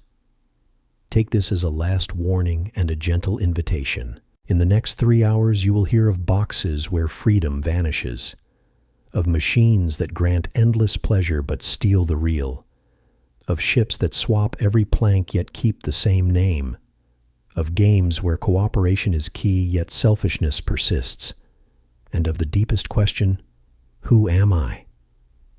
None of this is to give a neat answer, but to reveal that life is not a straight line from A to B. It is an unfolding sequence, angled, looping, uncertain, yet full of potential to see yourself clearly. Take a deep breath. Relax your body. Soften your shoulders. When you are ready, we will enter the first experiment, where reality, seemingly solid as rock, begins to tremble under your feet. Imagine waking one day in a room of blinding white. No windows, no door. You look down and realize you have no body. You are a brain floating in a clear glass vat, fine wires slipped into the gray folds. A colossal computer feeds your brain every necessary signal: morning light, the smell of fresh coffee, the warmth of a loved one's hand. Everything is perfect, so convincing you cannot tell the difference. Question: if you have lived this way all along, could you possibly know that you are only a brain in a vat? This is the brain in a vat thought experiment, raised by Hilary Putnam as a modern version of Descartes' centuries-old doubt. Descartes asked, "How do I know I am not deceived by an all-powerful demon making me believe in a world that does not exist?" Putnam replaces the demon with a computer. The core remains. How can we be sure what we see is real? If you are in your familiar room, hearing these words from a speaker or headphones, how do you know they are not signals pumped into a vat brain? The light beyond the window, the sounds nearby, the itch on your fingertip, perhaps all are simulated data. You believe you are living, but perhaps you are only programmed to believe so. The paradox: we can doubt everything: tables, sky, loved ones, even our bodies, but not the fact that we are thinking. Descartes concluded, "I think, therefore I am." Pause, though. If all is a perfect simulation, where does this I exist?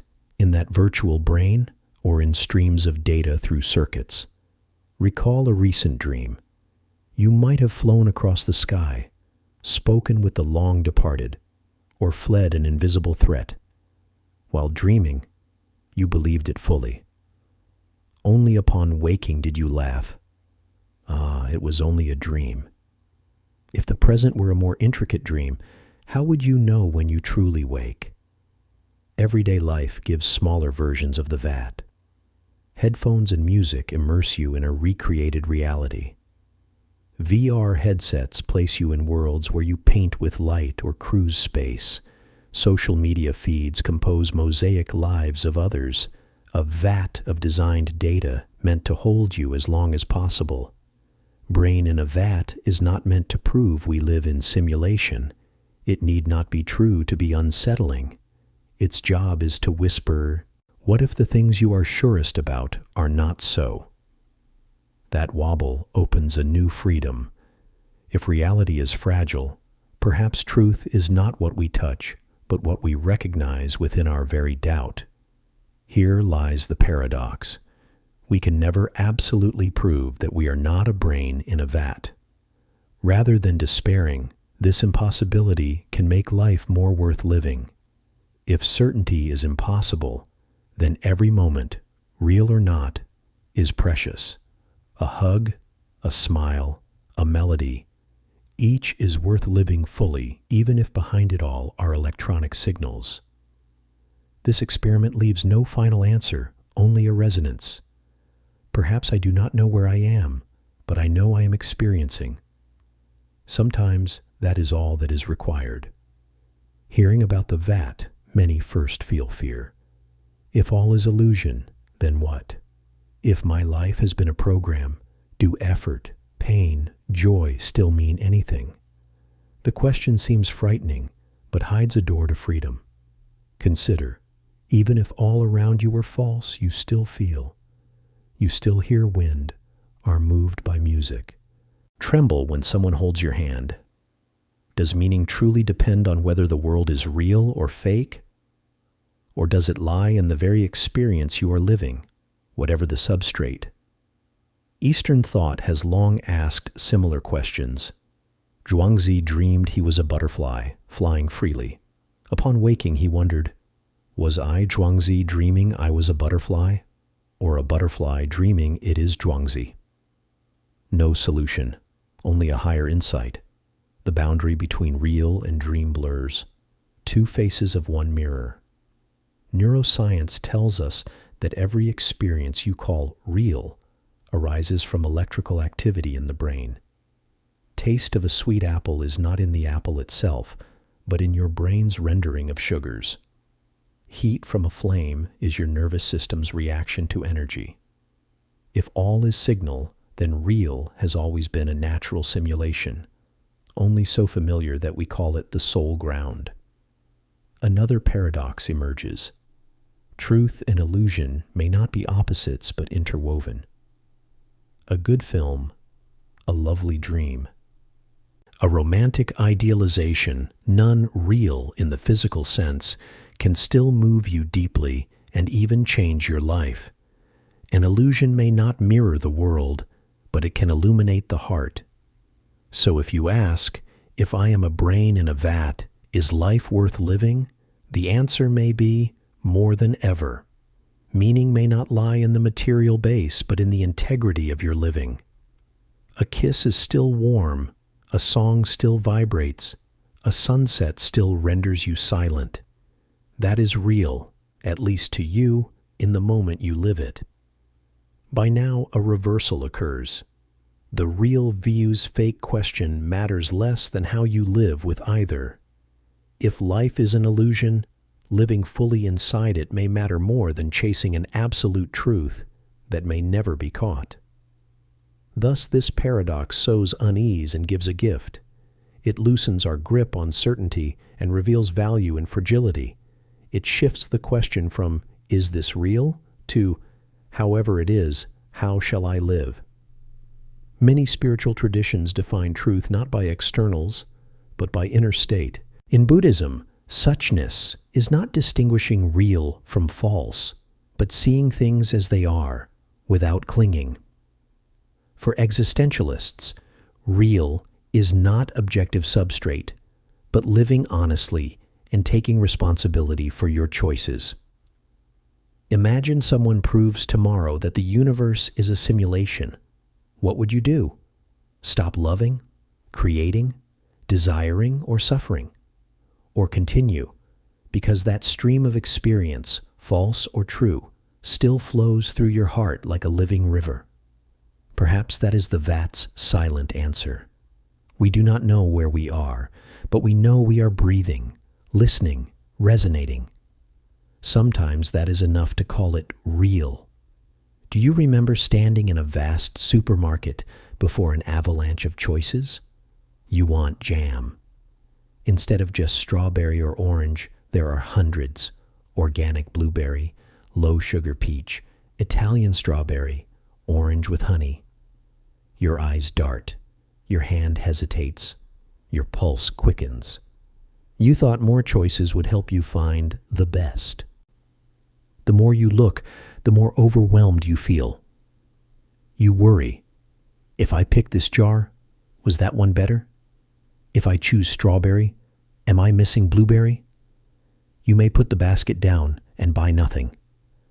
This is the paradox of choice. We assume more options mean more freedom, and more freedom means more happiness.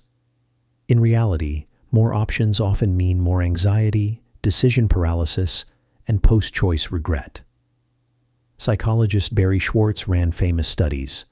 In 2 jam tasting tables, one with 24 flavors, one with 6. The large display drew more tasters. Curiosity abounded. Yet people at the 6 jam table bought 10 times more. Why? Too many options paralyze. The paradox: humans crave freedom, but boundless freedom suffocates. 2 roads are easier than 100 hazy ones. As paths multiply, freedom turns burdensome. Modern life teems with this. Choose a movie, thousands on Netflix, and you spend an hour choosing, then watch nothing. Buy shoes, hundreds of listings, and you click endlessly. Date, endless faces on apps, and you swipe without settling. The trap, the more options, the more you fear choosing wrong. After deciding, you still wonder, what if the other was better? Satisfaction declines as options grow. This seeps into life's big domains. Careers once followed family trades, restrictive yet clear. Now you can be anything: engineer, artist, doctor, programmer, YouTuber, digital nomad. The very openness freezes many young people with fear of the wrong turn. At a deeper level, does absolute freedom bring happiness? We assume happiness is the absence of limits, yet limits can bring ease. A small garden with a few flowers can satisfy more than an infinite forest that leaves you lost. We begin to see, perhaps freedom is not having every option, but choosing one and living it fully. An everyday scene. You open your closet, dozens of outfits. You choose one, but stepping out you think, that other shirt might have fit better. Another pair of shoes might have made me more confident. Even dressed, your mind has not finished choosing. One hazard of abundant choice is constant regret and comparison. With few options, acceptance is easier. With many, you fear missing out. The paradox, the more options, the less satisfaction. Psychologists call this the maximizer's burden. Modern people often strive to find the best among countless possibilities. Best is rarely clear. In chasing it, we miss the joy of the choice we have. Instead of enjoying the morning in your chosen outfit, your mind wanders into if only. There is another type, the satisficer. They pick good enough and savor it. Studies show satisficers are happier, less stressed, more at ease than maximizers. A simple truth emerges. Sometimes less is more. Look at children. With a few toys, they play for hours. Adults have dozens of apps and thousands of videos and still feel empty. Simplicity focuses attention. Complexity shreds it. In society, too, small villages with fewer options often radiate peace. Mega cities with everything on demand see more anxiety, depression, burnout. Abundance does not guarantee happiness. It can seed a subtler emptiness.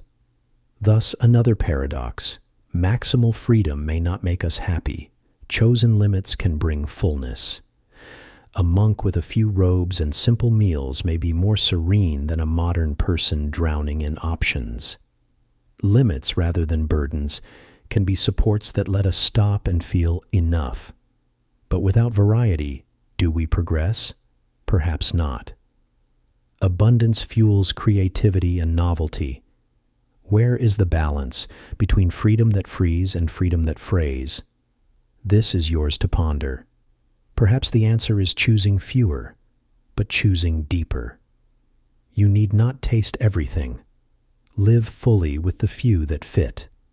Or set conscious limits instead of letting an endless world pull you along. Open question.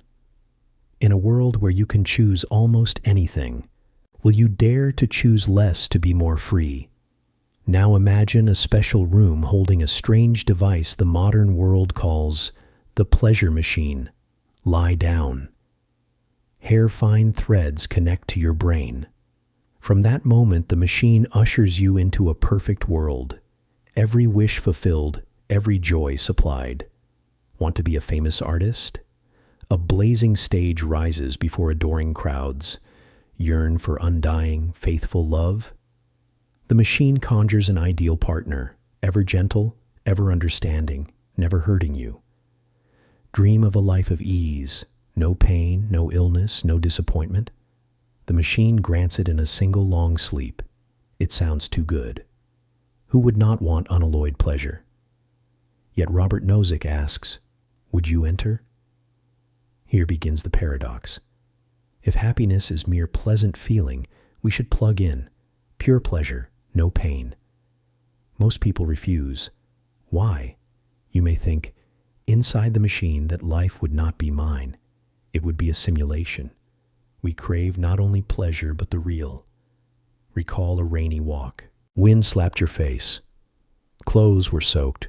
Shoes muddied. Yet your heart brimmed with something nameless. Not exactly pleasant. Even uncomfortable. Precisely its realness made it memorable. If offered a perfect copy inside a machine, you might shake your head. The paradox. We say we want happiness, but we want more than pleasure. We want meaning, reality, the sense that we ourselves lived, acted, chose. If all joy is pre-programmed, however sweet, something essential is missing. Nozick concludes, happiness is not just feeling, it is truly living. We need to know our joy arises from real actions in a real world, not from a device manipulating our brain. Today, this paradox is timely. Virtual reality lets us step into ever more convincing worlds. Video games open. Here is the faithful English translation, preserving your headings, cadence, and list formatting, and avoiding contractions. A vast space where you can be a hero, adventure without end, or possess an entire kingdom. Social media creates little pleasure machines, where each like and each comment is like a dose of dopamine that makes us lightheaded. And somewhere out there, the dream of an all-powerful machine, where we could live a life of virtual happiness, is no longer far-fetched. And still the question echoes, would you dare to live your whole life inside it? If happiness is only a feeling, then the pleasure machine is indeed a perfect solution. Yet human instinct resists the idea. Deep down we know that pleasure and meaning are not the same. Pleasure can arrive quickly, but meaning requires a whole journey, and that journey always contains trials, even suffering. Think of a mountain you want to conquer. If you could press a button and immediately feel the full joy of standing on the summit, no climb, no fatigue, would you choose it? The moment might be sweet, but would it feel complete? Most people would say no. What makes the summit meaningful is not only the view, but the arduous path, the stumbles, the persistence step by step to arrive there. The pleasure machine removes every hardship, but in doing so, it erases meaning. It gives you sensations, but not real experience. That is why many hesitate. If you step in, you no longer write the story of your life. You become a spectator in a play staged by a computer. This points to a deeper truth. Human beings desire not only happiness, but truth. Even when truth can be harsh and painful, it has its own value. A real love, even unfinished, is worth more than an eternal counterfeit. A real victory, however small, is worth more than hundreds of virtual triumphs. In philosophy, this is the divide between hedonism and existentialism. Hedonism holds that pleasure is the ultimate goal. Existentialism says that human beings need truth, the freedom to choose, and the courage to face themselves, even when that brings suffering. And the paradox is this, that very suffering makes joy deeper and more real. Recall some painful memory you once lived through. At the time, you may have wished it had never happened. Later, looking back, you realize that experience taught you something, helped you mature, helped you value life more. If all pain were erased, you would lose that chance. A life with only joy and no shadow, would it still be whole? Here we see another paradox. We say we want to avoid suffering, yet suffering gives life depth. If we remove it completely, we risk a different kind of emptiness, a shallowness glazed with the sugar of pleasure. This also explains why, amid a modern world full of conveniences, so many feel a lack. Devices, games, and apps act like mini pleasure machines that drip-feed quick delight. The more we immerse, the emptier we feel. Not because joy is absent, but because meaning is not being nourished. So the question Nozick leaves us is not only would you plug in, but also, do you want a life of pleasure, or a life that is real, even with suffering? There is no single answer. Each person must face it and choose his or her own path. You may choose pleasure, believing life is short and comfort is everything. You may choose reality, wanting to write your life story in real strokes, however rough. Or you may try a middle way, enjoy pleasure when it comes, yet keep walking in reality so that meaning and joy can travel together. The final open question: if a machine stood ready to give you endless joy right now, would you dare step in and live there forever? Imagine you and a close friend are arrested on suspicion of committing a crime together.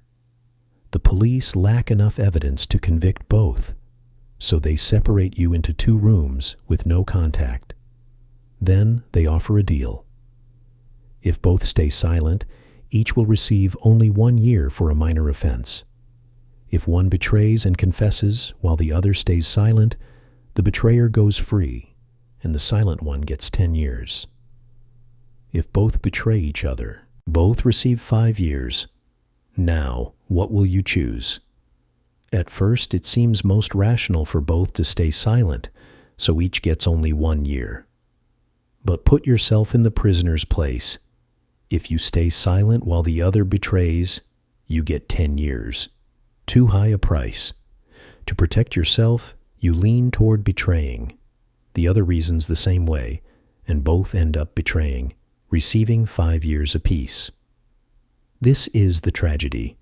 Cooperation yields the best outcome, yet fear of betrayal pushes both toward a worse path.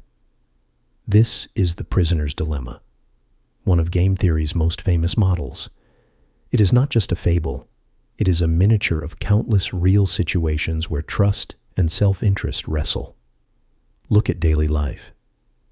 2 rival companies make a product. If both keep fair prices, the market stays stable. Consumers in both firms benefit. If one slashes prices to grab share, the other must follow. Result: both sell cheaper. Profits drop. The market grows chaotic. Another version of the prisoner's dilemma. Or at work, a team is assigned a project. If everyone contributes, things flow. But someone thinks, if I slack a little while others work, I still benefit. When many think this way, the team stalls and the project fails. The dilemma shows up in tiny acts. Walking down the street, you see trash. You could pick it up or pass by. If everyone picked up trash, the environment would be clean. You think, if I do not, someone else will. When everyone thinks that way, the trash remains, and the street looks shabby. The paradox here: short-term personal gain often clashes with long-term collective good. When each person looks only to self, all end up in a suboptimal state. Like the 2 prisoners, rather than the light 1 year, both get a heavy 5. This reveals a deeper truth. Cooperation requires trust, and trust is fragile. If even one breaks the agreement, the whole system can collapse. That fragility traps us in a constant tension between me and us, beyond the interrogation room. This is not mental play, but a sketch of human society. Every community, large or small, faces the question: should we cooperate or look out only for ourselves? Evolutionary biologists have debated this for centuries. On one hand, selfishness seems instinctive.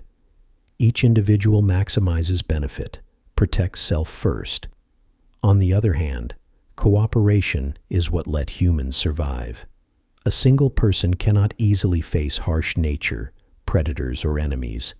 Only by sharing food, hunting in groups, building together did we rise to dominance. The paradox: cooperation yields long-term gains, but to sustain it, each must sacrifice some short-term benefit. We must trust that others will not defect. That very trust is the weak point. A community can be shaken by a few cheaters. Trust, the social glue, is like glass.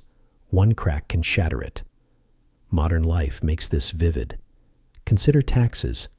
If everyone is honest, society funds schools, hospitals, roads. If you think, others will pay, I can dodge a little, the system loses fairness. One cheat gains briefly. If all cheat, the community collapses.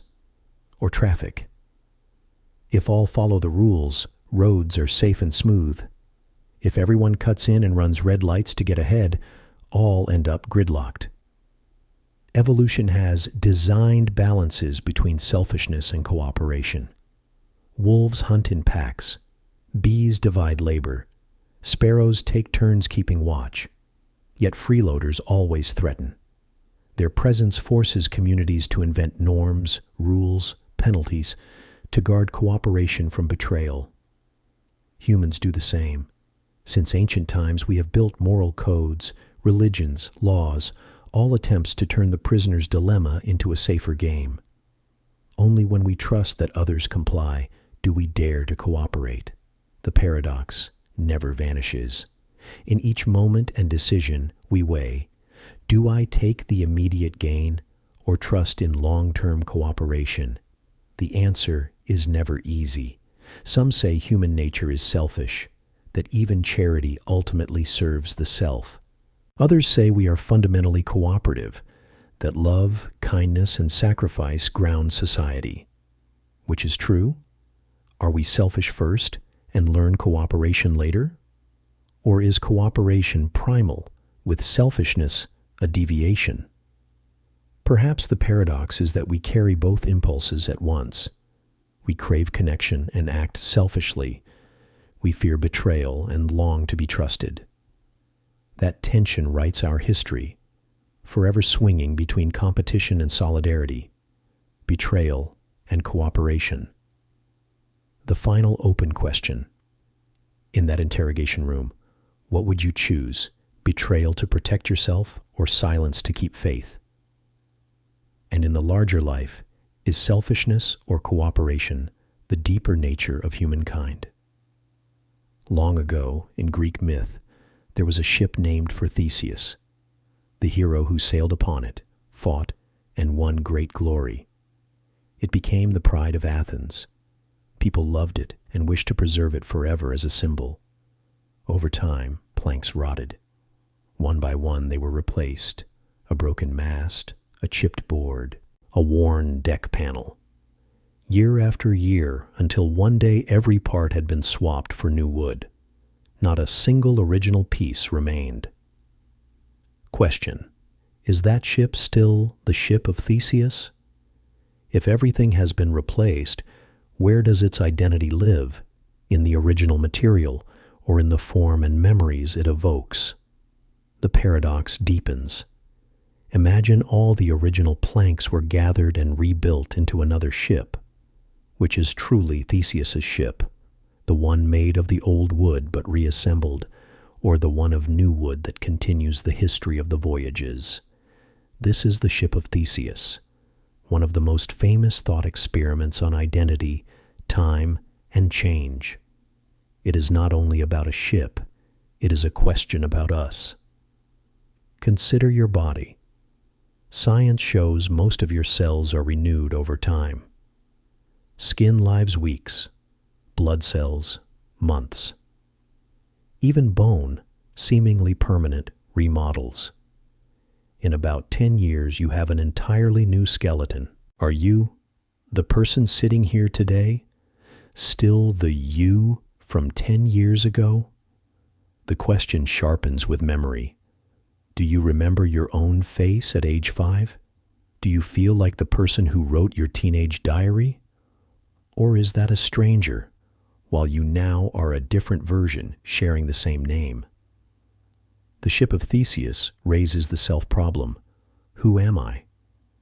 Am I this ever-changing physical body, or a stream of memories, fragmented and distorted, that somehow continues? Or is I a story the mind invents to hold continuity amid flux? Apply the question to relationships, and the paradox grows clearer. Your childhood friend is now different. Are they still the friend you knew? Your partner after 20 years, with new habits, appearance, and views, are they the one you first loved? And you yourself, after all your upheavals, are you still who you were? We want continuity, yet we face the truth that everything changes. Like Theseus's ship, the I is both one and many, continuous and discontinuous. We live as if nothing changes while everything does. If the ship puzzles us about an inanimate object, with people it is more haunting. We change not only materially, but in heart, thought, and memory, the foundations we assume for the self. Think of yourself 10 years ago. You believed differently, feared differently, dreamed differently. You may barely recognize that person. What continuity exists between then and now? Or are you carrying a story, a stitched-together memory thread, to preserve the illusion of wholeness? John Locke held that identity is memory. I am the same person insofar as I remember what I did and lived. Yet memory is not absolute. It warps with time, embellishes, forgets, even fabricates. If memory is fragile, a self built on memory is hardly solid. Modern psychology shows that each recall is not a playback, but a rewrite through the lens of present emotion. A sad childhood scene can mellow with age. A once glorious victory can dim. If memory keeps changing, is anything original in what we call the self? Perhaps I is not a fixed entity, but a process.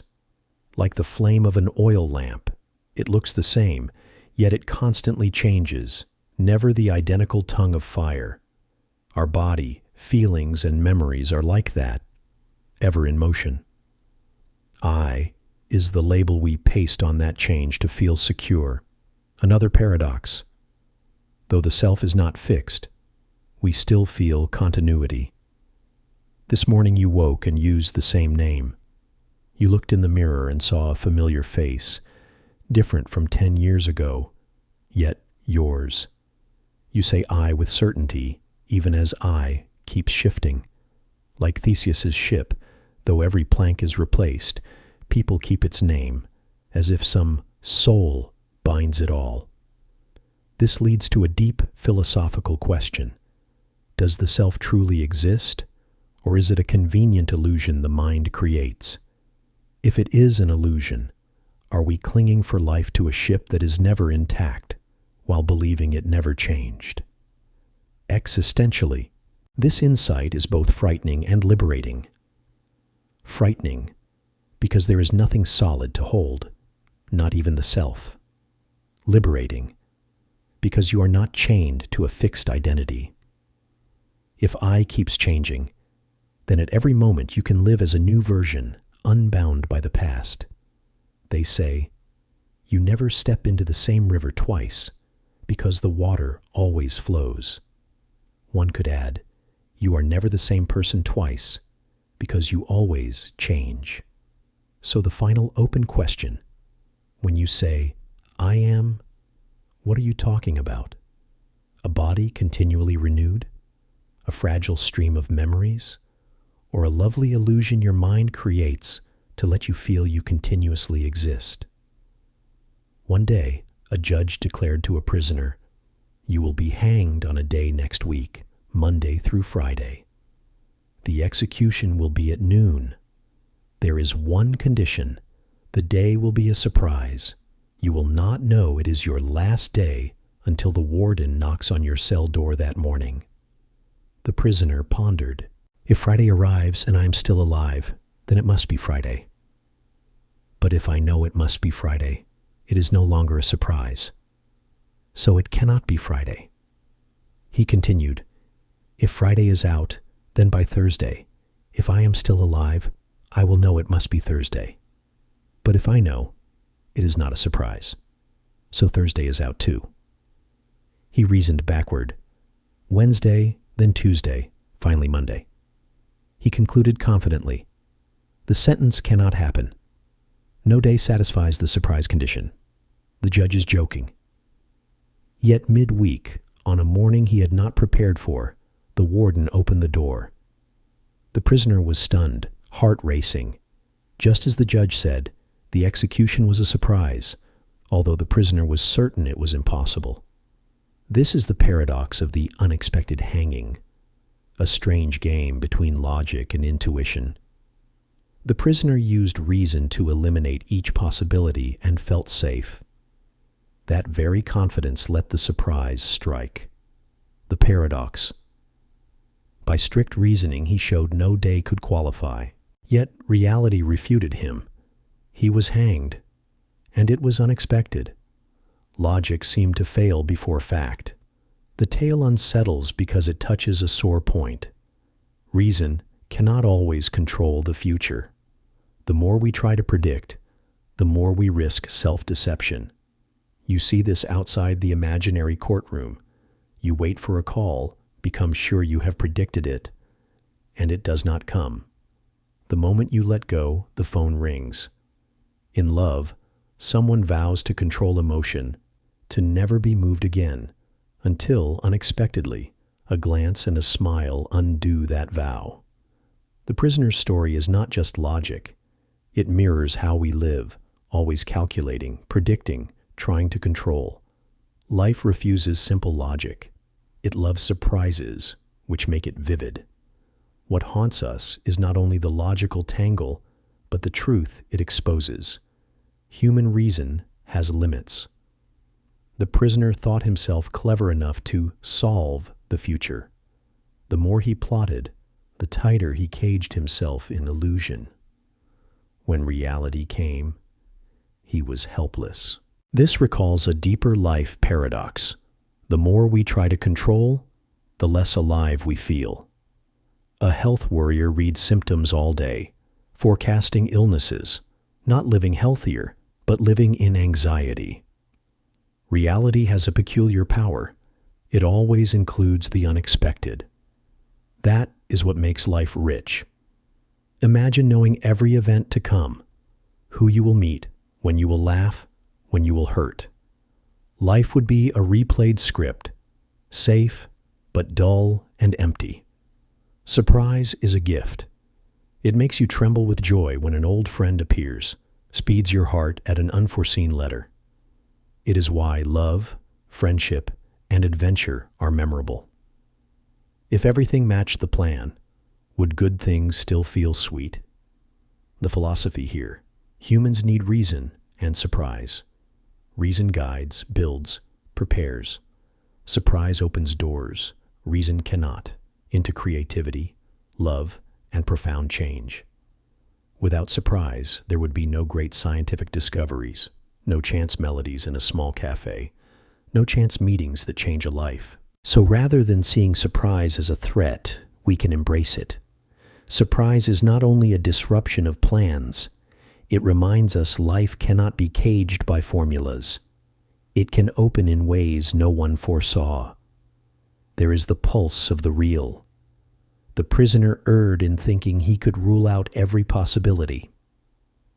His deeper mistake was not seeing that sometimes the point is not to know tomorrow, but to live today. If a sudden end is inevitable, the real question is, how shall we live until it comes? The final open question: will you allow life to keep a portion of surprise for you, or will you keep trying to control and predict everything so that surprise will still come, whether you are ready or not? Imagine walking into a vast fairground lined with dazzling stalls. At each one, voices beckon, "Choose me." This is the tastiest, The most beautiful, the most wonderful music swells, lights glitter, scents swirl into a vortex of sensation. You take a few steps and are swept toward a new choice. Your heart races, eyes shine. The farther you go, the more confused you feel. Too many things to choose, and every choice means forsaking dozens of others. This is the paradox of our age. The more choices, the more unhappy we become. In a world of few choices, people accept what they have. In our grandparents' time, clothing had a few styles, food followed the seasons. They wore and ate with little fuss. Today, you open a closet to dozens of outfits, stand before supermarket shelves with hundreds of products, open a streaming app with thousands of titles. In that sea, you grow lost. Barry Schwartz described this in The Paradox of Choice. In a famous study, a supermarket display with 24 jams drew many tasters, but few buyers. A display with 6 jams sold 10 times more. The counterintuitive pattern appears. Too many options paralyze decisions. Have you felt this? You sit before Netflix for an hour just choosing, then switch it off and watch nothing. Or while shopping. Here is the faithful English translation, preserving your cadence and list formatting and avoiding contractions. Online, you click from page to page, read hundreds of reviews, compare prices, then end in fatigue and the nagging thought, I do not know if I chose right. The trap of choice is this. The more there is, the more we fear choosing wrongly. And after choosing, we regret more easily, because there is always the sense that some other option might have been better. Instead of enjoying what we have, we become haunted by what we did not choose.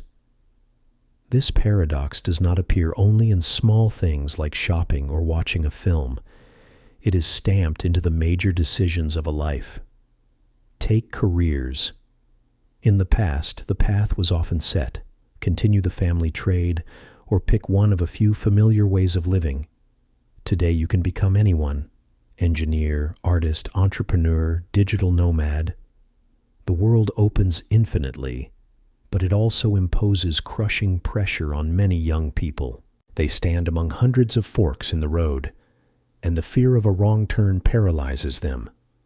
We still think happiness comes from freedom of choice. Yet the paradox shows that excessive freedom can become a burden. Instead of enjoying, we sink into anxiety. Instead of happiness, we get busy with if only and what if. It is like standing in life's circus where 100,000 lights all shine, each promising a joy. When you chase them all, you collapse from exhaustion. When you choose one, you become obsessed with all the lights you left behind.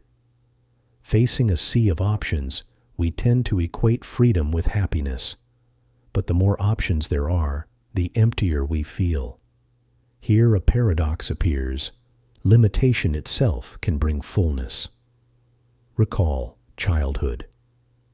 Perhaps you had only a few simple toys, a ball, a doll, a toy car, yet you could play for hours, imagining a whole world around them.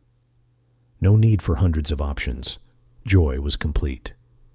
Adults with an infinite digital toy chest, films, games, apps, more easily feel bored and distracted. This is not accidental. When choices are few, the mind accepts and attaches more easily. When they are many, the mind constantly compares, constantly regrets, constantly scatters. A simple meal with a few familiar dishes can bring warmth and satisfaction, more than a lavish banquet with dozens of plates that leave you unsure how to savor any of them. In philosophy, this is the value of simplicity. Many spiritual traditions, from Buddhism in the East to Stoicism in the West, stress the practice of letting go. The Stoics teach that happiness does not come from having more, but from wanting less. The Buddha teaches that the cause of suffering is boundless craving. The more we want, the more we lose our peace. In fact, limitation can be seen as a gift. It forces us to focus. With fewer options, we live more fully with what we have. Like a musician with only 7 notes who can create endless symphonies. If there were infinite notes, music might lose its meaning. But the hard question remains, should we decline some of the freedom of choice that modern society grants, or should we simply learn to manage it? Perhaps the issue is not how many options the world offers, but whether we have the courage to choose less. You can try a small experiment for one day. Wear the first outfit you take from the closet without thinking. Or go to a familiar restaurant and order the dish you love without scrolling through pages of menu items. You will feel a strange lightness, as if some weight has fallen off. Instead of spending energy deliberating, you let your mind be free to enjoy. Therefore, the paradox of choice is not only a warning, but an invitation. Learn to return to simplicity. Sometimes living with less is living more deeply.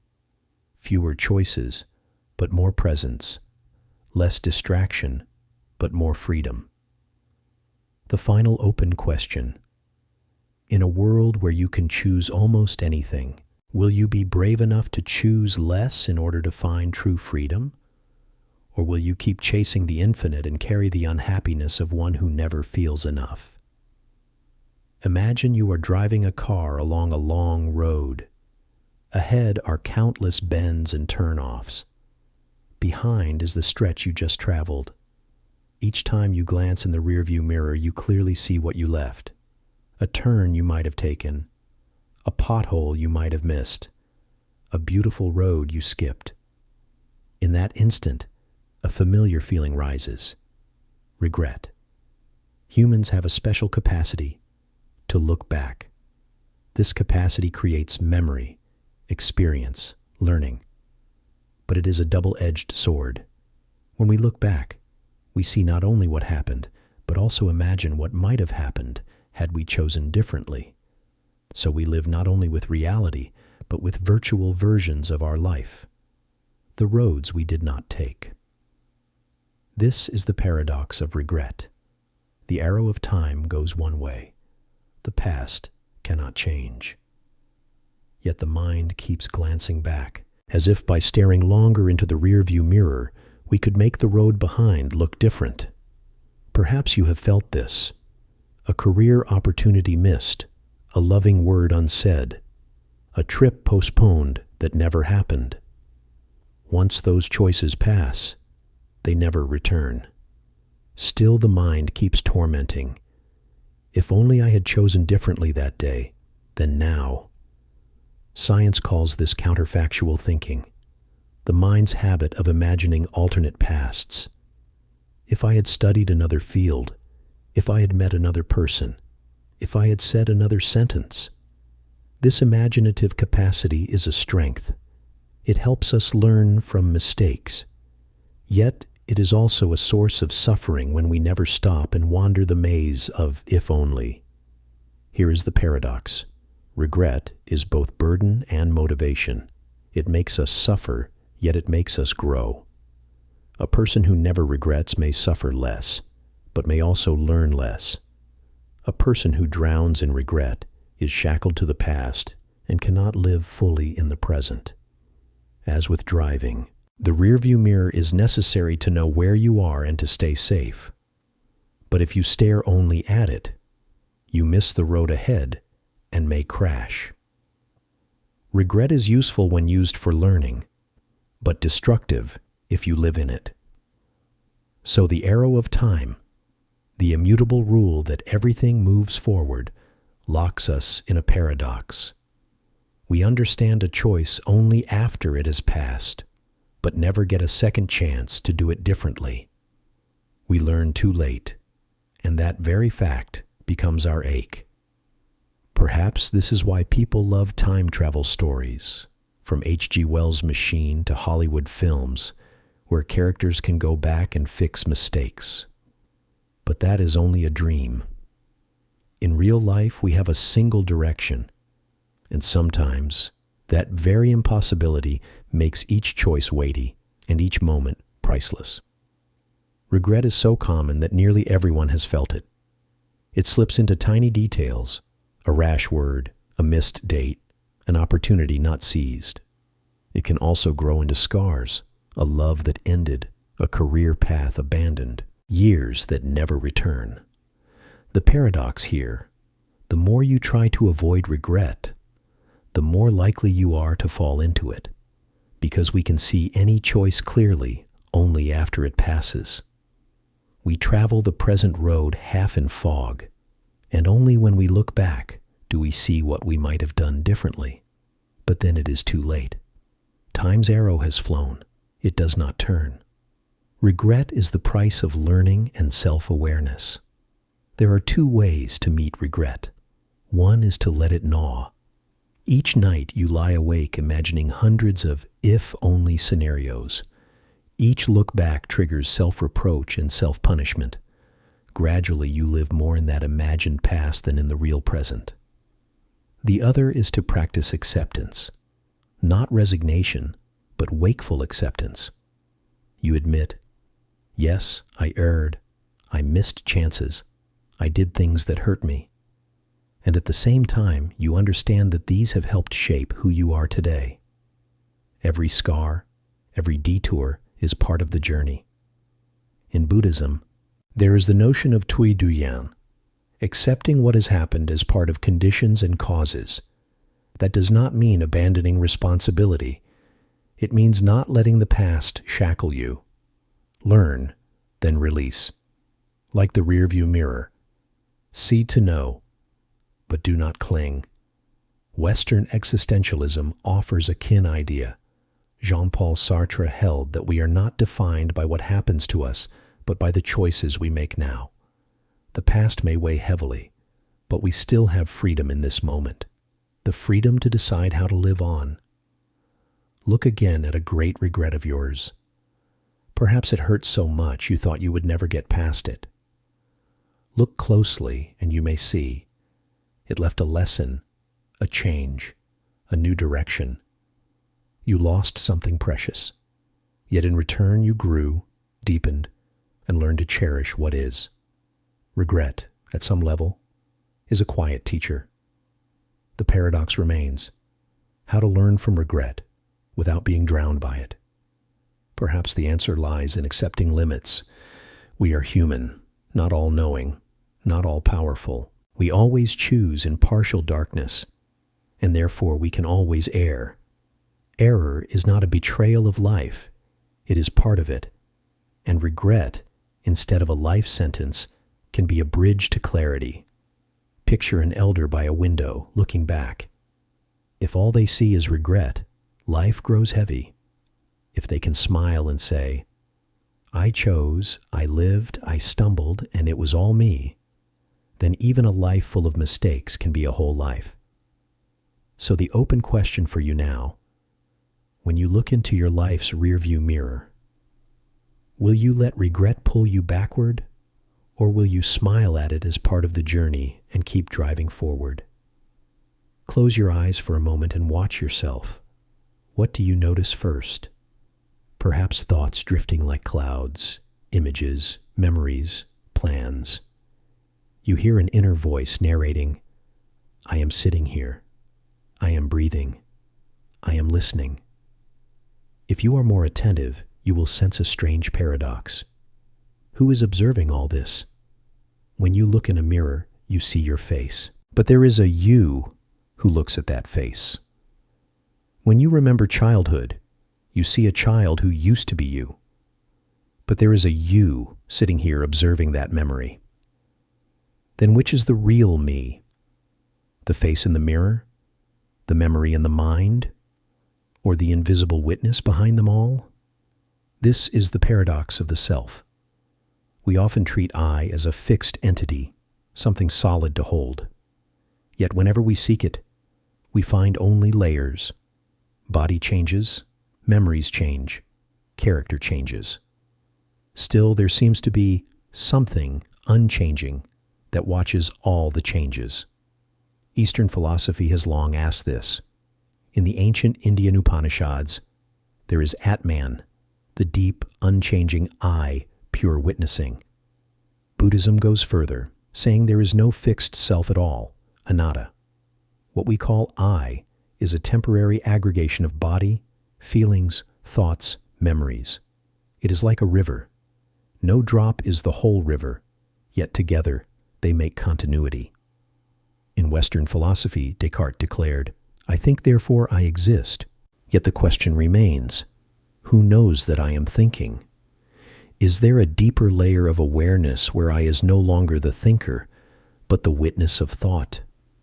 The paradox of self is clearest in quiet. Sit still and watch thoughts pass. You see you are not each thought because they come and go. You are not each feeling because they change. So what are you? The whole flow? Or the silent space behind it where everything occurs? The strange thing is, the more you try to grasp the I, the more it slips away. Like looking for the source of a dim light in a dark room, turn to find it, and darkness covers it again. The witness cannot be turned into an object of its own gaze. Here lies the deepest paradox. The observer and the observed are one. You think there is me observing my mind. But all such division is the mind's game. The self exists only in relation to what it observes. If all dissolves, the I dissolves too. So is there a true self, or is everything an illusion? And if the self is an illusion, who is asking this question? If the self is the observer, who observes the observer? The question spirals without end, drawing us into a maze where the self unravels.